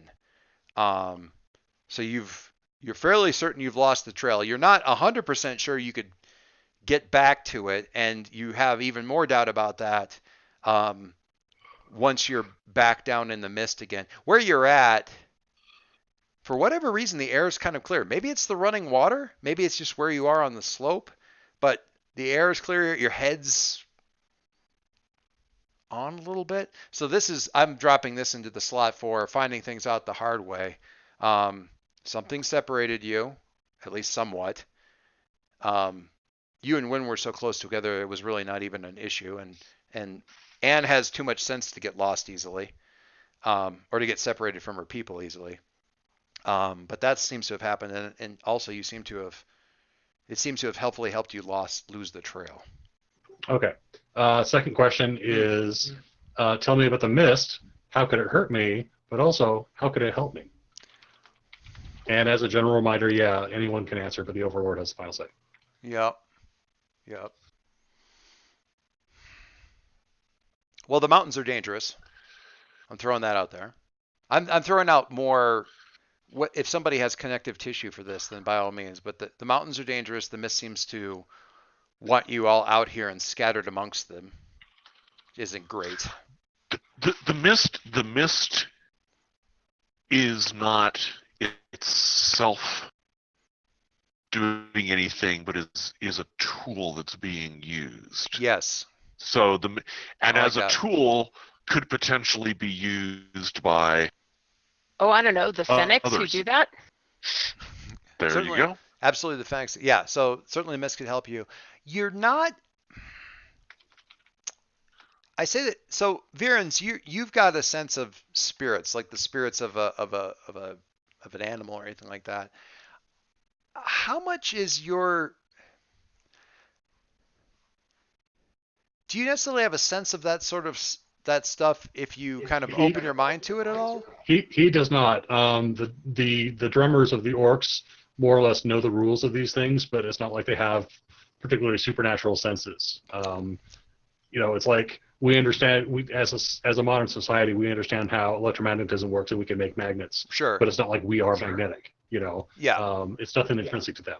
So you have the process for the spirit work that you've done, and you know it and understand it and how it's supposed to work, but it's not as though you're sitting here going. You have the recipe, but you're not the kind of chef who can improvise. Well, right, exactly. Yeah. And even so, even if you were the kind of chef, in his context that he's talking about, even the chefs that can improvise are not necessarily like walking into a room and saying, I can tell that there's cumin and flour behind that door 40 feet across the room. That's just not how they work. Okay, so yeah, I mean, and this is I think legit lore. Something that David said here. The mist does not, in and of itself, want stuff, but it's reactive, and strong wills will act on it, and cause it to. So if something wants something hard enough, and has some sort of means of influencing, the environment, they can make the mist do stuff. So you got your fennec foxes. Something else here has got some desire to have drawn you up and away from the trail and drawn you apart from one another, et cetera, so forth. Okay. So. And then finally, tell me about Rowan. What are they doing, and what will they do next? Tell me about Rowan. Oh boy. Okay. Like I expect that Mike can actually answer this, not in the sense that Virens will telepathically know what he's up to, but Virens could kind of anticipate what would this guy be doing right now in these circumstances. Well, Ooh. Rowan definitely looked very antsy about being in this area, so it would probably be most I can't hear. likely that he was Ask him to speak up. on the lookout for something. Mike? Which, yes? Can you speak up a little bit? Margie's at extreme antenna range and trying to hear what you're saying. Oh, sorry. Right. Is this better, Margie? Or can Yes. Thumbs up. Okay. So, Rowan's has looked antsy basically this whole day. He has been on the lookout, and probably the best thing that you could imagine, or that Viren's probably could imagine, is, he's on the lookout for whoever this Myra is, and he's probably going to want to talk to her. So he's going to seek out. If you were to take a guess about Rowan, I guess in the one sentence thing is try to find the source of whatever's causing this and do something about it. Address it, face it, something. That fair? That That's sounds like fair. it, yeah. In a Viren summary of things, like he would be, heading for whatever the heart of this thing is. So Viren's is going to relay this to his compatriots, and we're going to see what they think. I mean, with effort, probably not inconsiderable effort, you can probably find the path again. Whether that gains you anything with regards to your compatriots that are missing, who can say? But that does give you a rock to stand on.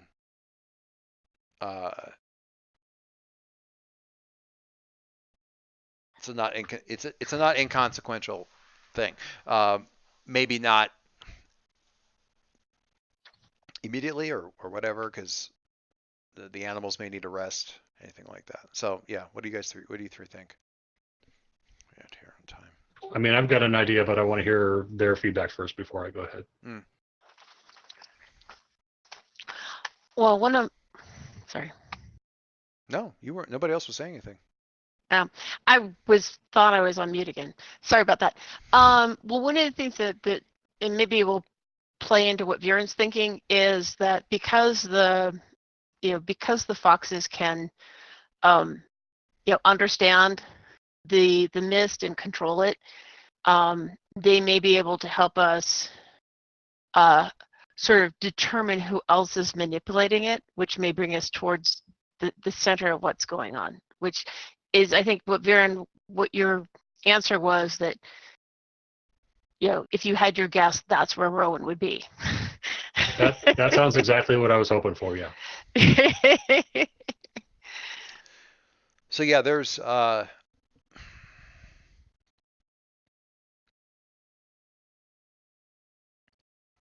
yes, certainly that. Win, any thoughts? Nope. Nope. All right.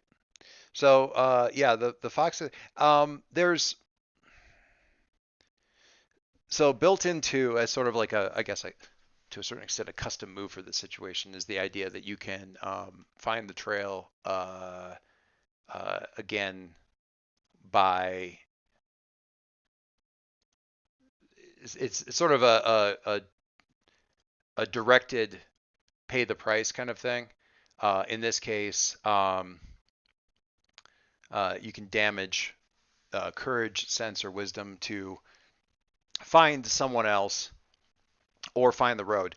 But in this case, I say damage, but the foxes are they in it? They're not in as companions exactly, are they, or are they, Anne? How did we end up doing that? Well, they fall under, because they're animals, they fall under my category of not companions. Okay.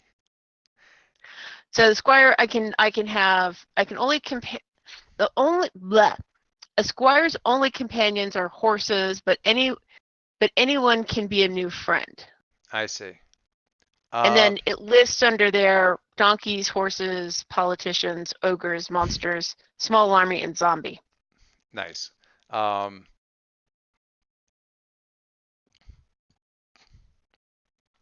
Okay. So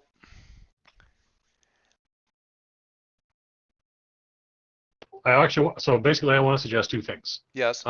It sounds like Anne has a good plan for tracking back to the source of this thing, but we still have some missing compatriots, and Varens is not sure where they are. But he suspects that Carabas probably got split off from Rowan.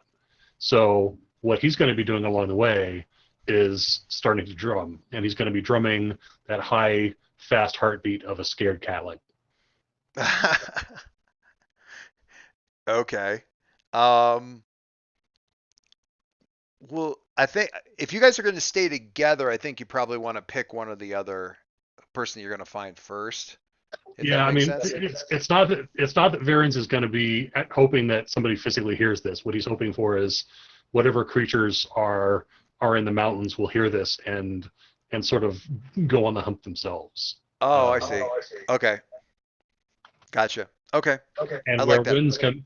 where Wind comes in is maybe they have a good sense of maybe they have a better sense than Varens of where spirit animals are. And if Rowan is around, he certainly should.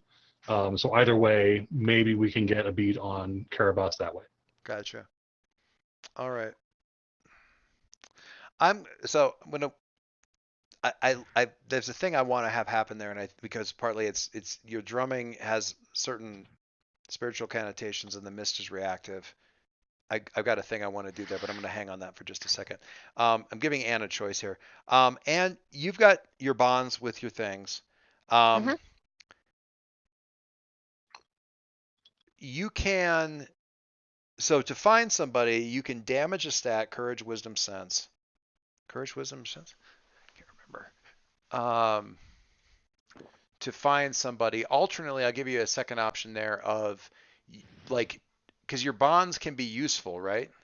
Is that? All of my bonds are precious and useful. But that requires you use the bond. Right. Yes. So you can use mean, I guess, yeah. So you can use them by erasing. You can use them by erasing them. Right. So So you need to sort of rebuild a bond with one of the foxes, because one of the foxes you wouldn't have a bond with then, because you could. So the option there is use one of the bonds with the foxes to, rather than damaging a stat, you use one of the bonds and make it a useful bond, and that's the thing that you rely on to kind of cash in, sort of, to pay that price to find Rowan.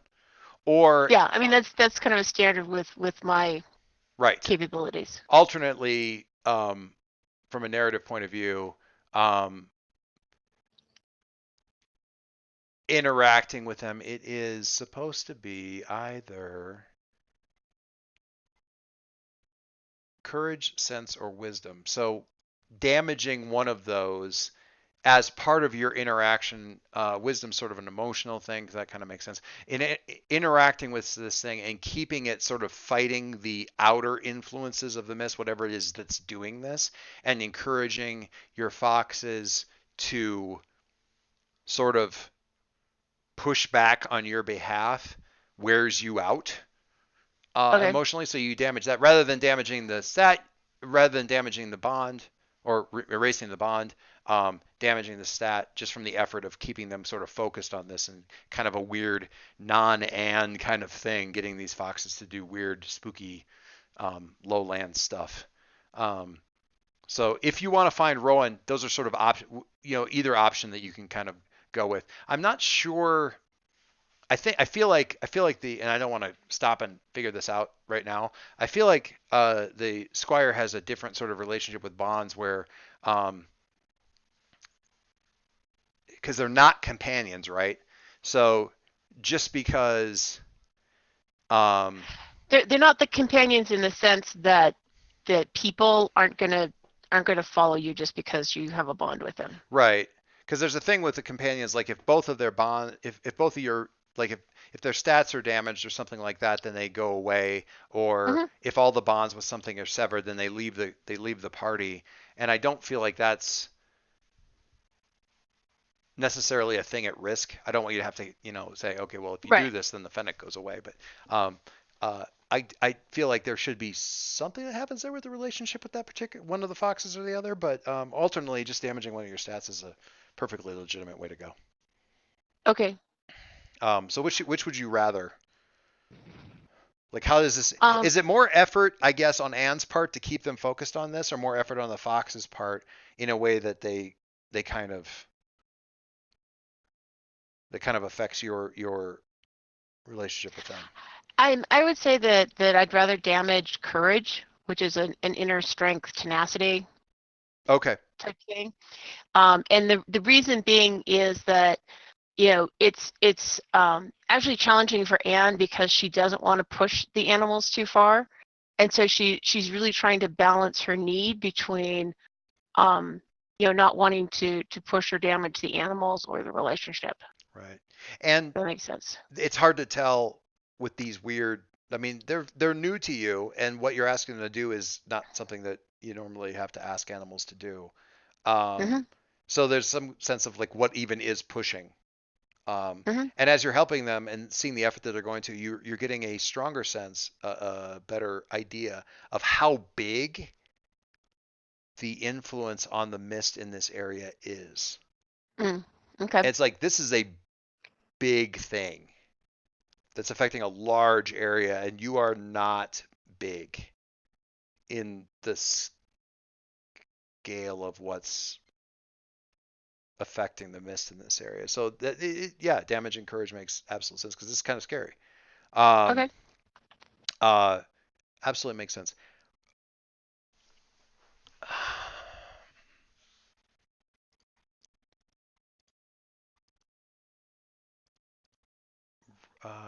Virens.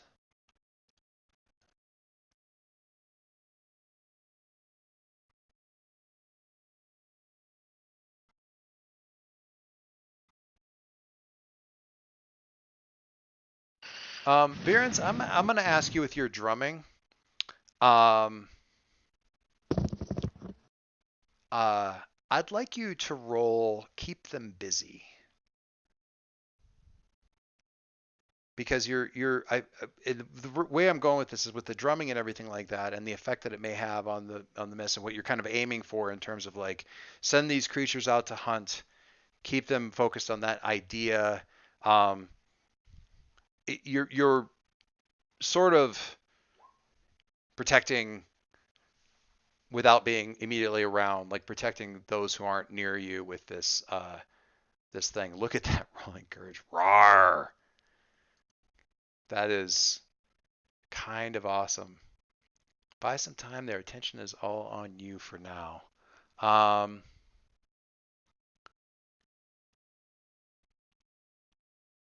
okay. I don't think it's a thing that necessarily Caravas is going to hear, Rowan's going to hear, anything like that, but it's definitely has your. It has an effect on the reactive nature of the mist in this area, and that'll come back around here in just a little bit. Caravas, please. So you guys are traveling along. Anne's kind of in the lead with the Fennecs. One of them sniffing, one of them kind of ears out, growling at various unpredictable intervals and that sort of thing, and her kind of urging them along. Meanwhile, Varens is sort of moving along, um, drumming out this. It's not a particularly restful drum beat. Rather agitated, honestly. Uh, in the air. What are you doing while? How are you proceeding as they're traveling along like this? Are you? Well, I'm not going to even ask you quite. I don't know what the answer to that might be. Who are you primarily focused on, or what are you doing? Um, And actually, I'm going to ask you to command lower here in just a second. yeah. Um, I'm focused on uh our surroundings. Okay. Uh, trying to see or make sure nothing else, or make sure things that aren't everyone's favorite catling are being attracted by the drum beat. What what happened that made the O'Here give up Chains Crossing. Leave it. What bad thing happened out here in the mountains? Uh, You don't. I'll give you a second if you want a second to think about that. 'Cause I no, can switch no, over. I Okay, you got it. literally wrote up about that over the weekend, or last week. I Right. wrote up a campfire story. Oh, right, right. And I have that in my bookmark, and I haven't gotten to it yet. So cheat. Share with the Okay. class. And the teacher didn't do So, his homework.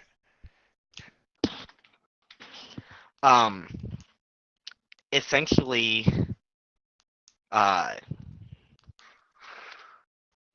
way back, kind of in the beginning of Oshir history, uh,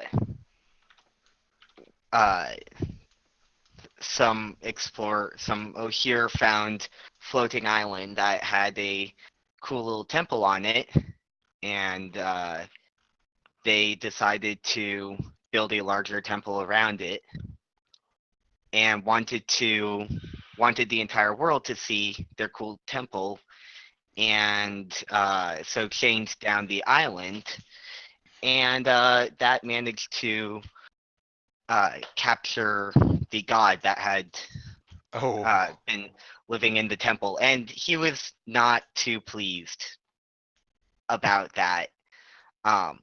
And so while now he is more free, not completely free, he isn't happy with the Oshir. Yeah, that's awesome.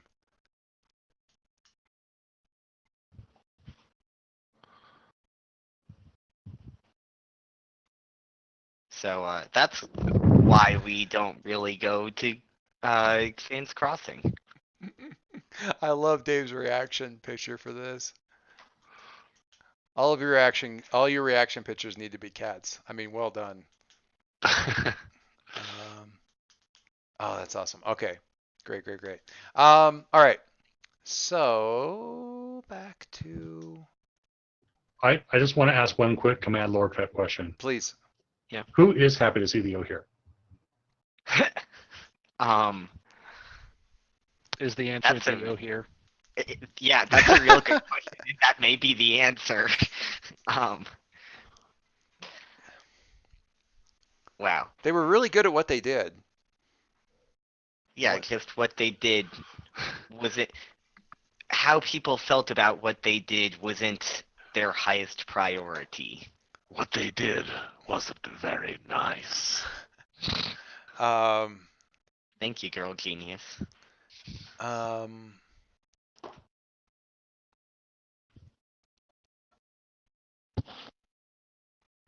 right.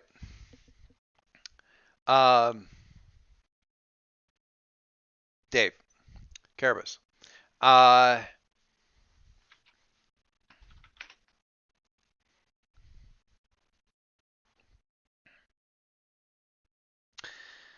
The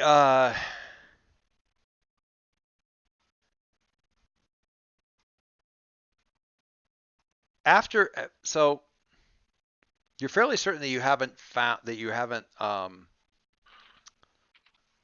Hambone's definitely detecting something. Do you approach or do you prepare for something coming toward you? Investigate or I'm going to investigate. I'm probably more because I'm a little antsy about the whole situation and don't want to just sit there. And so action is a little bit easier than inaction. Right. The which ironically is kind of how we got into this problem to begin with everybody saying we should investigate. Right. That thought will occur to Carabas as well. Carabas contains multitudes. Yes, Scooby. He contradicts himself.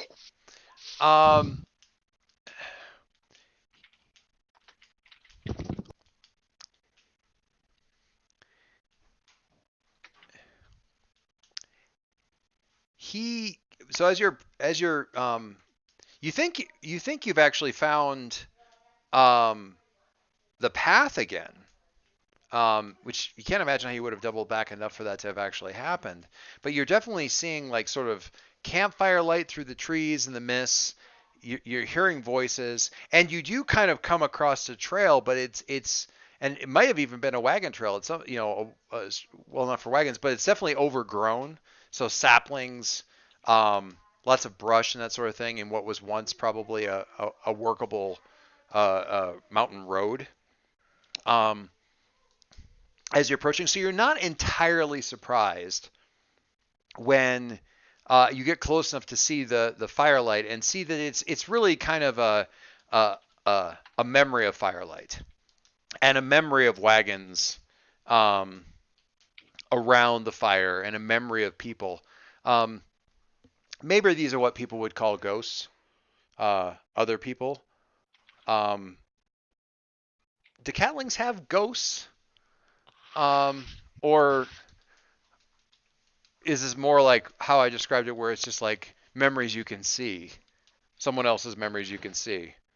It'd probably be more like that. I mean, we've got a racial tradition of reincarnation, so we acknowledge past spirits, um, up through at least 9 lives. Um, but in terms of ghostly figures, that traditional sort of thing, not really so much. So I like the idea of memories locked in a place versus disembodied spirits of that your sort. your companion has a different take on it, which is that he's near you and kind of looking at you and looking where you're looking and like, what are you looking at? God, I mean, no offense to you, but I hate when catlings do that, where they're just looking at something that isn't there, like there's something there. It's so like, what are you looking at? No offense, again, intended, but why do No you offense taken. Why do you do that? I understand the limitations of your eyes and spirit in being able to perceive the things that catlings are aware of. Okay, fine. I deserve that, but seriously, I mean, I see Dead campfire- people. I see dead people. I see the frozen memories of campfires and wagons and the people about them. and even as you say that, you realize that the memories are cold. Like the wagons have snow on them, the wheels have snow on them. They've settled in. This is a group of people who made camp, having traveled too far into the mountains, or traveled into the mountains too late in the year, um, and they've been caught in bad weather. You can see that kind of memory around them as they're sitting there, and uh, I don't know how I would try to figure this out. I mean, my immediate thought is not even so much they made a mistake, trying to cross the mountains too late, but whether they were drawn here, kind of in the same way that I seem to have lost my path. no, it doesn't seem like that. Okay. I mean,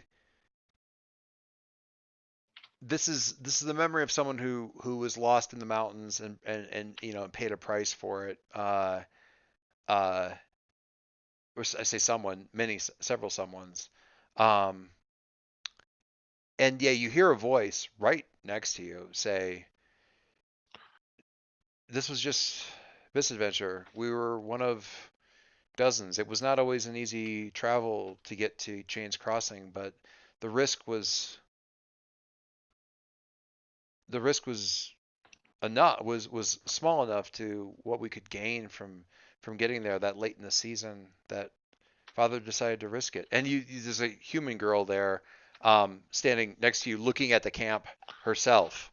You can tell from even the clothing that they're wearing. I mean, you're no great expert of human, culture and in fashion, certainly not for traveling folk or anything of that nature, but it's definitely not the kind of thing you would see people wearing today. So it's older. Um, so we tried it, even though it didn't. He thought we would get there soon enough, and the road was still clear, and the road was still clear.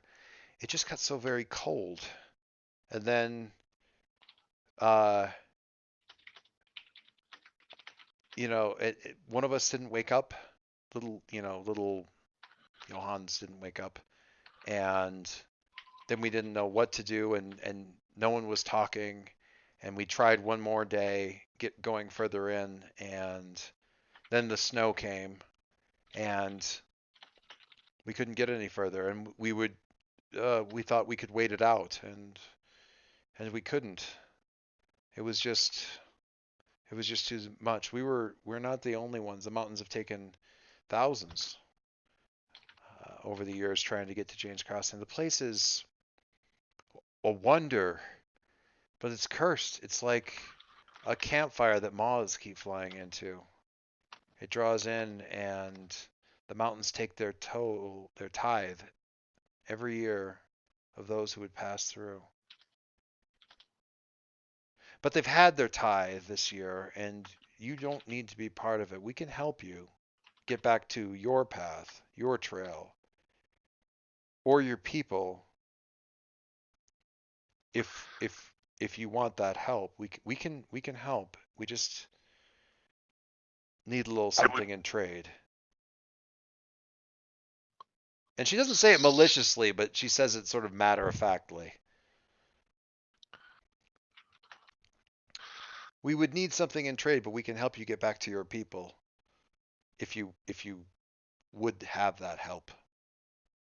I happen to have a collection of foreign coins here that I've come across recently. Would that be what you're looking for in trade? You have a collection of what was it? I got foreign coins as my fellowship bonus last time. We don't need. You haven't had them long enough to be of value to us. Oh, it's those kind of. Yeah. That kind of. All right. I see that kind of payment. Well Yeah. then. So something that I have had for a while would serve as payment in what way? We're so very cold. We just need something with some life in it. And they don't say maliciousness. I'm not trying to say it like creepy vampire girl, but Pity the Gelf.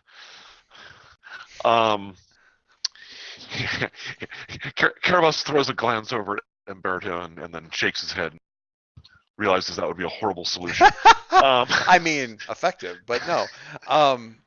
Are we sure this isn't our Halloween episode? Oh, I guess it is getting close, but like. It's pretty close. I mean, legitimately, Dave, this is on. They can help you get back to either the path or your people. Oh, I definitely want to go back to my people. It's a price. The path. There's a price to pay, but you decide what that price is. Whether it's and literally pay the price. I mean, it's whether it's a piece of particular gear or something, or a damaged stat from interacting with these like cold spirits, or courage again, as you interact with this strange, scary thing, sadness, whatever. And Dave, I sent you a DM on Discord. Oh, I can't see the DM. I don't know why I'm scrambling to look at the screen, but apparently Bill has suggestions, so that's good too. Not a serious suggestion, I Oh. suspect, and or hope. I have something that I think would be it's something I've carried for a while that I've been saving for a special moment, but might be something that actually is very fitting for for you in your situation. And he reaches into his saddlebags and pulls out from his gear a lovely Catling packed lunch. Would you Nice. would you share that with us? Would you sit and share that with us? I would sit and share it with you, but I cannot stay too long. I fear No. for my friends. But yes, I would be happy to share it with. We would both be happy to share this with them, would we not? He says, looking over at Umberto. Umberto is like looking at you like he has no idea. But oh, good. Okay. so yeah, he's just like, I don't know he's clearly something weird is going on, but he doesn't know exactly what. As you share them, as you sit like at the campfire amongst the wagons, that sort of thing, and sit and share your meal, and bits and parcels and pieces of it are handed out. They become more. You could almost forget as the meal continues and the conversation continues and that sort of thing. It doesn't go on for ages or anything like that. It's a camp meal. It goes on, you know, it's a camp meal. You can almost forget that they're not people anymore. And that's for you. For Umberto, it's he's starting to sense them. So he's getting hints and bits and bobs of impressions of the people and impressions of the wagon and impressions of the fire, and seeing you hand out the food and seeing it like vanish. So his eyes are big and he's really trying not to move too much. Clearly out of his depth and terrified, but also not necessarily as weird as this is, you seem to have a handle on it, and he can't imagine how much worse it would be if he went herring off into the trees.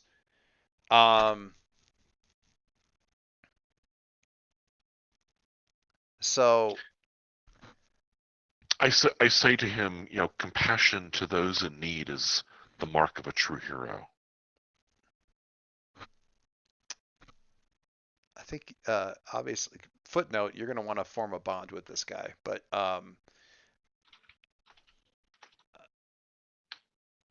the meal wraps up, and then they all, the father sort of nods to the girl and says, "All right, we can take you to your friends. We can guess where they are, and if you'll well, there's really only one place that they would be after this much time. If they're not on the road, then we know where they would have to be." Let's go to where they would have to be. So Rowan, the figure is not who you were expecting. Well, suit. You were well. It wasn't. You were expecting a harbinger. You were expecting a particular harbinger, and that's not who you. That's not who you see. So if you have your great encyclopedia of harbingers, I'm looking for one that has been away for a very long time, and everyone assumed it just sort of like gone into seclusion, gone hermit, or something like that. Not one that you would have had as a, well, unless you really want them, unless you would want them to be. But I'm thinking somebody who wasn't necessarily an instructor of yours, but like an instructor of your instructors, or if not that, the kind of person that your instructors would tell stories about, and more than one of them. So like, oh, you think that's something? Well, let me tell you about blah blah blah. So someone about which anecdotes have been shared, that enough that you would, kind of recognize them, but not somebody that you'd ever personally met, possibly, or ignore everything I just said. But I'm looking for someone like that. do you have any particular abilities that you would that you are looking for? I mean, Because I have a particular thing in mind, but no, go then. Because the only thing I'm Alright. thinking of is someone who would be more of a Baba Yaga, but that's not where we need. But more of like a friendly Baba Yaga. So that's not Baba really Yoda. Baba Yoda. Like a Baba Yoda. but like a more of a Granny Weatherwax than a Baba Yaga, but that's going into Discworld kind of far. So go with your thing. It is gonna be Theon Miscloaked, the old man in the mist. Old man. Okay. Yeah. Old man in the mist. All right. So he was the sort of person who was like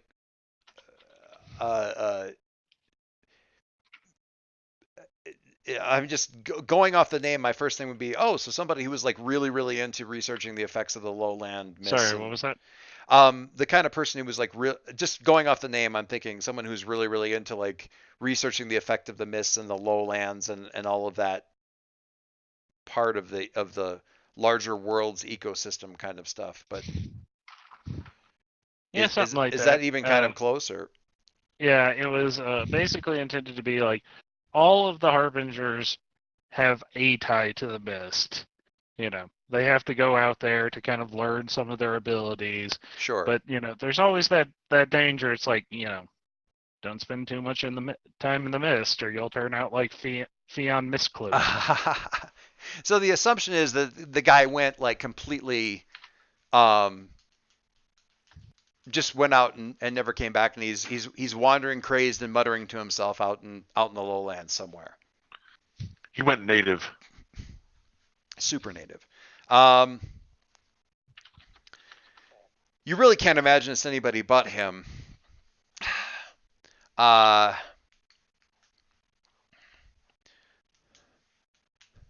So the figure turns around and kind of, he's slighter than you would have. I mean, again, as I said, your immediate assumption was that it was a woman. It's actually just a slight thin, finely boned man pushes the cloak back, and you can see immediately he's not there. It's not a I mean, it's a spirit. But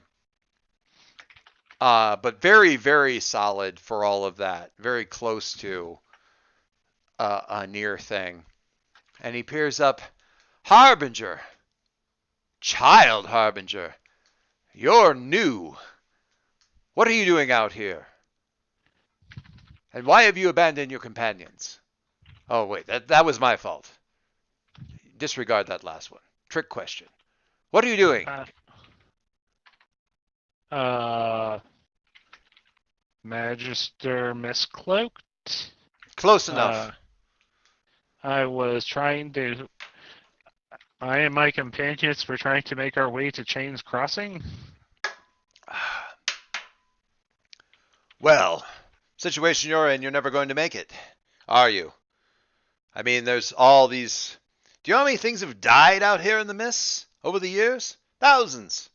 And every single one of them wants a bit of life. Especially along this stretch. I mean, anything with any sense would stay clear of here if they knew about it, which of course no one does, so they keep funneling in. It's like an ant trap, sticky pitcher plant.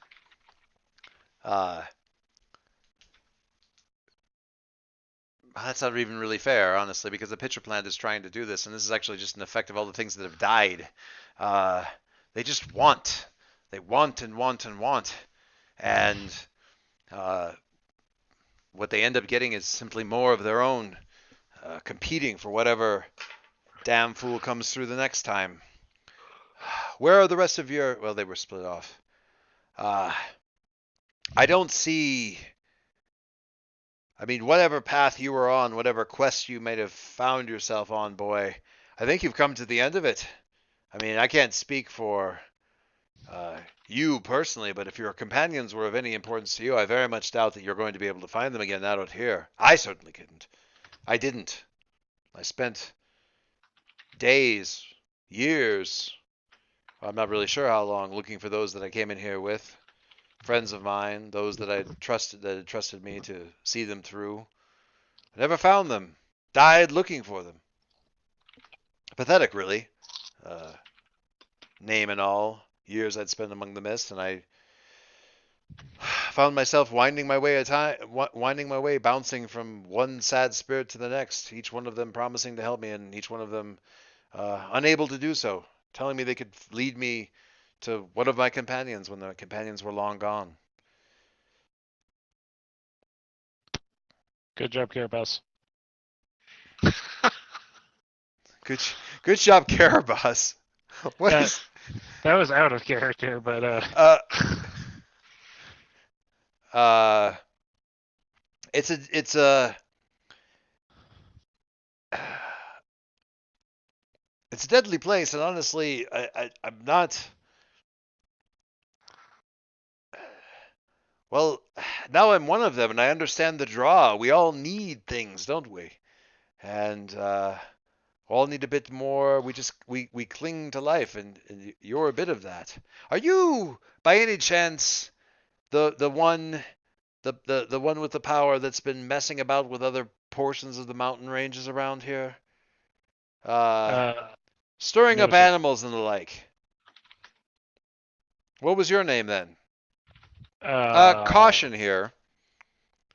Bit of a red flag. I mean, he's a harbinger, but he's not a harbinger anymore. So you might want to approach some of that with some caution. Yep. Because he's playing very, very lively. And that may be a bit of a lure. Yep. Yeah. How are you proceeding? Well, Rowan's at least going to give his Magister Green-handed. Okay. All right. So you've got like some sort of use names that you can kind of go to. There's, as I said, following the old traditions of giving your name away is a bad thing. Yeah. There's a reason why everybody is using Nom de thingy. Nom de powers. Nom de wand. What would that be? Pseudonyms. Yeah, no, I know. I'm just trying to think of what the French word for wand would be. Doesn't really matter. And it isn't necessarily it's like, oh, I've got your name, I have power over you, but for something like this, especially for the harbingers, I having your name, I'll have knowledge of you, and that's just as dangerous in a different way. Quite right, quite right. Very, very safe of you to keep that under wraps. Good lad. Do you have anything to do with the other one? The one that's stirring up a good deal more power and difficulty and than just in the local mountains. No, sir. Actually working against them. Oh, so you do have a quest. Not just taking care of those and seeing them through to that benighted city. I see. Well, might be I could help out with that a bit. Get you out of here, get you out of this mess. Might be you've stepped in the very heart of that pitcher plant, and this is the last you're ever going to see of daylight. I'm not entirely sure which way we should swing things at this point. I mean, you are a harbinger, very powerful, very dangerous, but I was once too, and I have there are great powers to be had in the mist, even for someone who's passed into them. What would you do in my position, do you think? Well, you just warned me. Your kind tends to prey upon people like me. So I'm gonna leave now. Oh, I could be convinced to help. You just warned me that that's exactly what you do. And yeah, because, I mean, in a sense, he's Miss Cloak. In a sense, he is. He's also.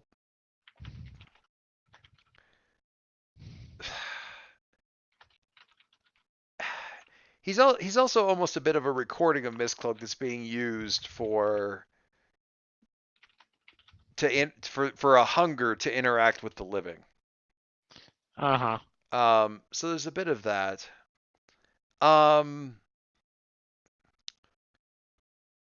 True. Very good point. Well spotted. Excellent point. Good to be on your guard. Let me ask a follow-up question. Why would I ever let you leave? I mean, I am that powerful person, and you're right here. Well, you can certainly try.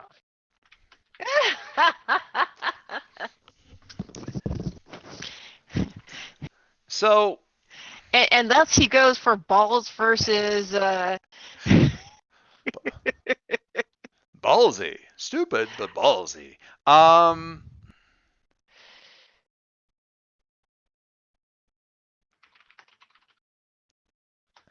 So what I'm thinking here is sort of Rowan getting this person, air quotes, to back down. So there, yes, sir. Just so you know, Bill has limited time now. Okay. Well, okay, and I want to loop this into Bill. And sorry if I missed that. 13 minutes. Gotcha. Thank you. Oh my God, I didn't realize what time it was, guys. I'm so sorry. It's so late. This is the problem with having a clock that blends into the wall so well. Okay, so real briefly, then what I'm thinking is a talk sense focusing on impressing, dazzling, or tricking them, impressing and dazzling, which is you rolling grace, but Bill's effect on the miss in the area, which is somewhat widespread, allowing you to roll with hope. I am perfectly fine with that. Okay, because that's where I was kind of going with this whole thing, because your friends are approaching. They are going to find you. That is coming. He can feel that. Plus, there's this other thing that's weakening his hold on the immediate area of the mist, because the mist itself is being somewhat distracted and driven to a different goal that's competing with his ability to influence it. So all of this stuff is helping you and giving you hope. And it could be you even catch the barest echo of the drums as this is happening, and you speak. So let's have the roll and then have what you say, or vice versa. I don't care. I got a 9. You got a 9. Good enough. How do you get him to talk sense? I was about to say you can certainly try is probably the go-to here.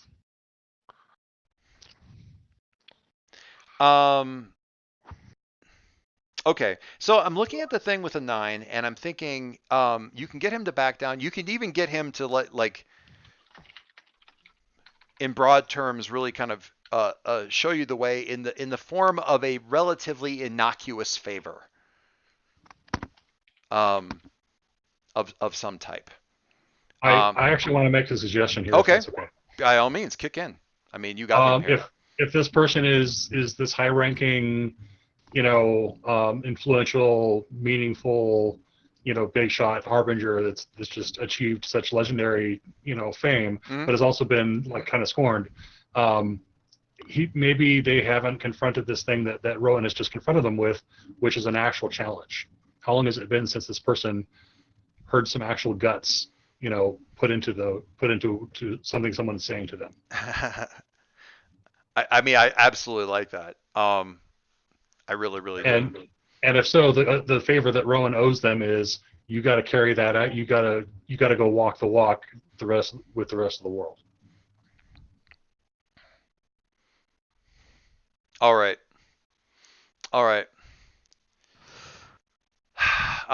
You can try, and he kind of like stares at you, and it's like for a little bit, all you can really make out of him, like the rest of Roommate him. actually gave me the wrong time, so I need to go right now. Okay, So, I'm sorry, and I'll go. We're gonna we'll cliffhanger a bit of this, but we're gonna do the wrap up analysis of like what we did or didn't get XP for at the beginning of next session. Perfect. So, Okay. and when they dump you out on the path, they're gonna dump you out on the path like literally right in front of the city. So that's gonna happen. So we'll get to all that kind of stuff. Bill, Already left. already. I think he already dropped. All right. Yeah. So yeah, sorry about that. I didn't realize it was so late, guys. I'm bad. So I personally didn't care that much this time. I have to be leaving for the airport in 6 hours, so oh, okay. Ah, Sorry, man. I Uh, feel really I bad. already slept. You already slept? Yeah. Oh, I see. Okay. I'm gonna sleep on the plane. All right. If it seems as though I'm missing the 10:30 cutoff, by all means, guys, please. To be perfectly honest, I looked at the clock at 10:15 and then looked at the clock at 10:45. Yeah, when I that's was like- exactly what happened. I'm like, okay, I got a few minutes, and I just looked at my watch. I'm like, are you fucking kidding me? and I had literally before you made your comment, Mike, 30 seconds before sent Joyce a DM saying, by the way, time check, 10:45. Which I might not have seen because where did you send that? I sent a Discord DM. Oh, He would yeah. pop up. Yeah. Yep. Thank you. Because Bill's popped up on my screen, so I was like, how can I make something Very, pop up? very bad. Yeah, mine didn't pop up. All right. So yeah, all my bad. So he kind of looks at you so intensely that really all you can make out for a second is his eyes and not his body. And then he's like sort of back into focus, and he's laughing. You know, he's like just like big old belly laugh, kind of like, ha ha, that's good. I like that. You know, I don't particularly want to tangle with you, boy. To be perfectly honest, I think that would leave me a little bit more raggedy than I already am, and that's really saying something. I think I feel your friends coming too, which honestly says something about them as well. We'll leave you be. I'll see to it that you're left alone, at least in this patch of the mountains. Your little catling friend there has picked up a few companions who can get you back to the road well enough, I think. If you'll do me one kindness, remembering an old man, you're dealing with that great power that's stirring things up. And you're dealing with this. There's quite a few of ours that have, I think, set their path alongside hers. Find the and he names, I can't remember who the head of the council is right now, or nominally the head of the council, effectively the head of the council. Oh. I Yes? haven't named anybody other than Tenebrios. Oh, Tenebrious. All right. Well, yeah, and that's not she's technically part of the council, but only technically. I have a message for you to give to the council. And so the rest of you, Rowan, Virens, everybody, well, or not Rowan, Virens and Wynn and Anne, when they arrive, are seeing Rowan talking to sort of this robe figure who sort of fades out even as they actually turns towards you guys as you're approaching and raises a hand in greeting. And as the hand is going up, kind of fades away.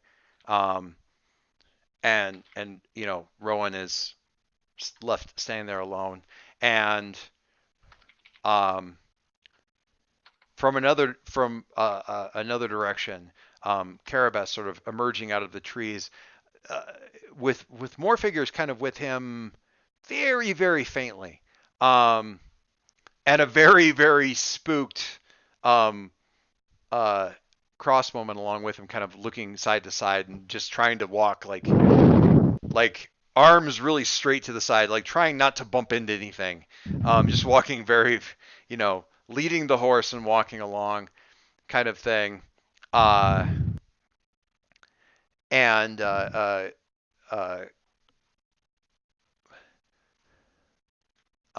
the father of that family who's leading you along, Carabas, says something to the girl, and the girl then says to you that you can't hear, and the girl says to you, we've been told to show you the path now that you found your friends.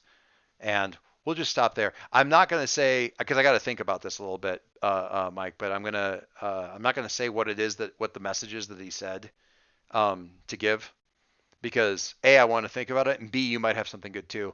But I want him to have given you a message to carry to the council. Or possibly a specific member of the council, but we're not going to see it because he's got a message for you, and then we cut to everybody arriving. And we will begin with you guys reacquiring the path just short of the city, and we'll be walking into the city gates as soon as we sort of assess what all happened this session at the beginning of next session. Cool? Yep. Is that okay? Cool. Yeah. Again, sorry I ran late. I missed all of that. So Crazy. Doyce, Yes, sir. Yes, ma'am. I added the Fennec foxes. They were on my character sheet with bonds, but I added some characteristics to them. So take a look and see what you think. That works. I will check it. I'm not going to check it right now. Margie and Anne has got a damaged courage. Yep. And Carabas, did you have a damaged something? No. No, I gave up.